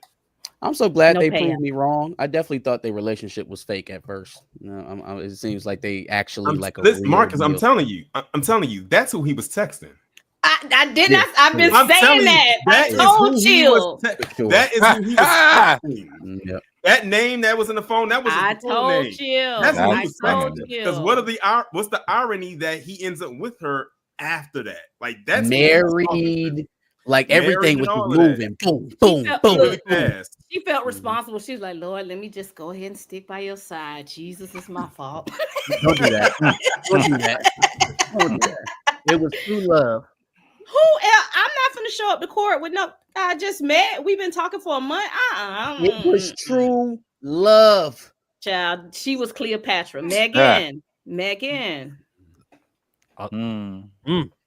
I believe in true love. I think they love each other. I think it was special. When did they start loving each other? A month after he was running from the white woman? Like where? It was like they had she was on the beach. She was drinking her bottle of wine. He was like, not today, y'all. I can't do this. He called up Megan. Megan talked him down. He was like, got you, Jonathan. Come in my arms. He was already tapped out. He was already tapped out of that relationship. relationship. He was already tapped out of a relationship when he was talking to her. Like, I mean, that's all that was. you think Aaron Pierre and Shumpert love each other? That's nothing Tiana but Taylor? Aaron That's Pierre not- and Shumpert. You and Well, Taylor. You mean Tiana you Taylor? Taylor. that is nothing Miss but X a, Shumpert. but a lust-filled sexcapade going on right now. She is tearing his back out. Oh He no! is tearing his back out. That's what's going on. No comment. No He is comment. like, whoa. He like, what did I sign up for? Oh, that's funny. That's funny. All right, cool. Was that the last super? Yeah. Oh, more. All right. Okay. Well, that has been the. No, it's Shut not. up, Marcus. One We more. ain't got no more. He said there's one more. Someone else has something. Got a handful of stacks, better grab an umbrella. I make it right. I make it rain on them hoes. He said, oh, okay. All of y'all, we not doing this tonight. Proceeds to talk about it anyway. Man, tell him. I know Can't that's shut up. crazy. Me can't shut up. That's why they only invite me like once a month, or I gotta barge my way in. It's me. It's my fault. I take the blame. It's me. That's Mhm. funny. That's It's hard to respond to because like it would involve talking, right? So yeah, we're not doing this tonight, but proceed to talk about it anyway. Appreciate you, Buckstars. Appreciate you for always watching, along with Raymond and Brother always, Stark. And always. yeah, man, you guys are here all the time. You make it Always. fun. You make it. Oh, it's Thursday at Pantheons tonight. I think about that during my week. So thank you. Likewise. So, yep, that has been the Pantheon, and we do appreciate everybody showing up. Appreciate our guest, Torian, and Miss Tina. She dreads me. Marcus is live on Sundays. Chill and I are live tomorrow morning. Tina, I'm sure we'll have some videos coming out, and I'm sure you are. When are you live next? And then Torian don't on go his live. channel. Oh, yeah, that's right. You don't. You know. And Torian is on his channel. Anything you want to shout out? Yeah, I will be. Well, you know, I talked about what's yesterday. Now, talked about with that nonsense that's going on in my backyard, known as DC. We won't get into that on here, but it is a mess. But you know, I got 2 videos coming tomorrow at 10 and 3, then I have True Crime Sundays over on Rumble because I can't do them on here due to copyright issues, but I will be doing them on Sunday. And this Sunday's topic will be on Charles Manson and the Helter Skelter family. Nice. Nice. Interesting series. So go check that out if you are into the true crime investigative stuff there. Torian's going to be doing that. Again, we've all been the Pantheon. Tomorrow morning, you can check us out 10 a.m. Central Standard Time, 11 a.m. Eastern Standard Time. Check out my video that I clipped up. I'll keep it. I'll give it to you. Check out the video from earlier that I clipped up talking about recast T'Challa. I also had clips and lots of edits of. This is what Cooler said. This is how Feige felt about it. This is the X-Men 97 director. There was a whole lot of work that went into it. So while I cue the Josh, it's in the live chat. Go click on that thing. Cue the Josh. Hey, I've been watching y'all every single time on Thursday and Friday because I swear to God, y'all switch up every now and then. But rock out. I'm fucking with it. I'm out. Thank you, Josh. Appreciate it. I know.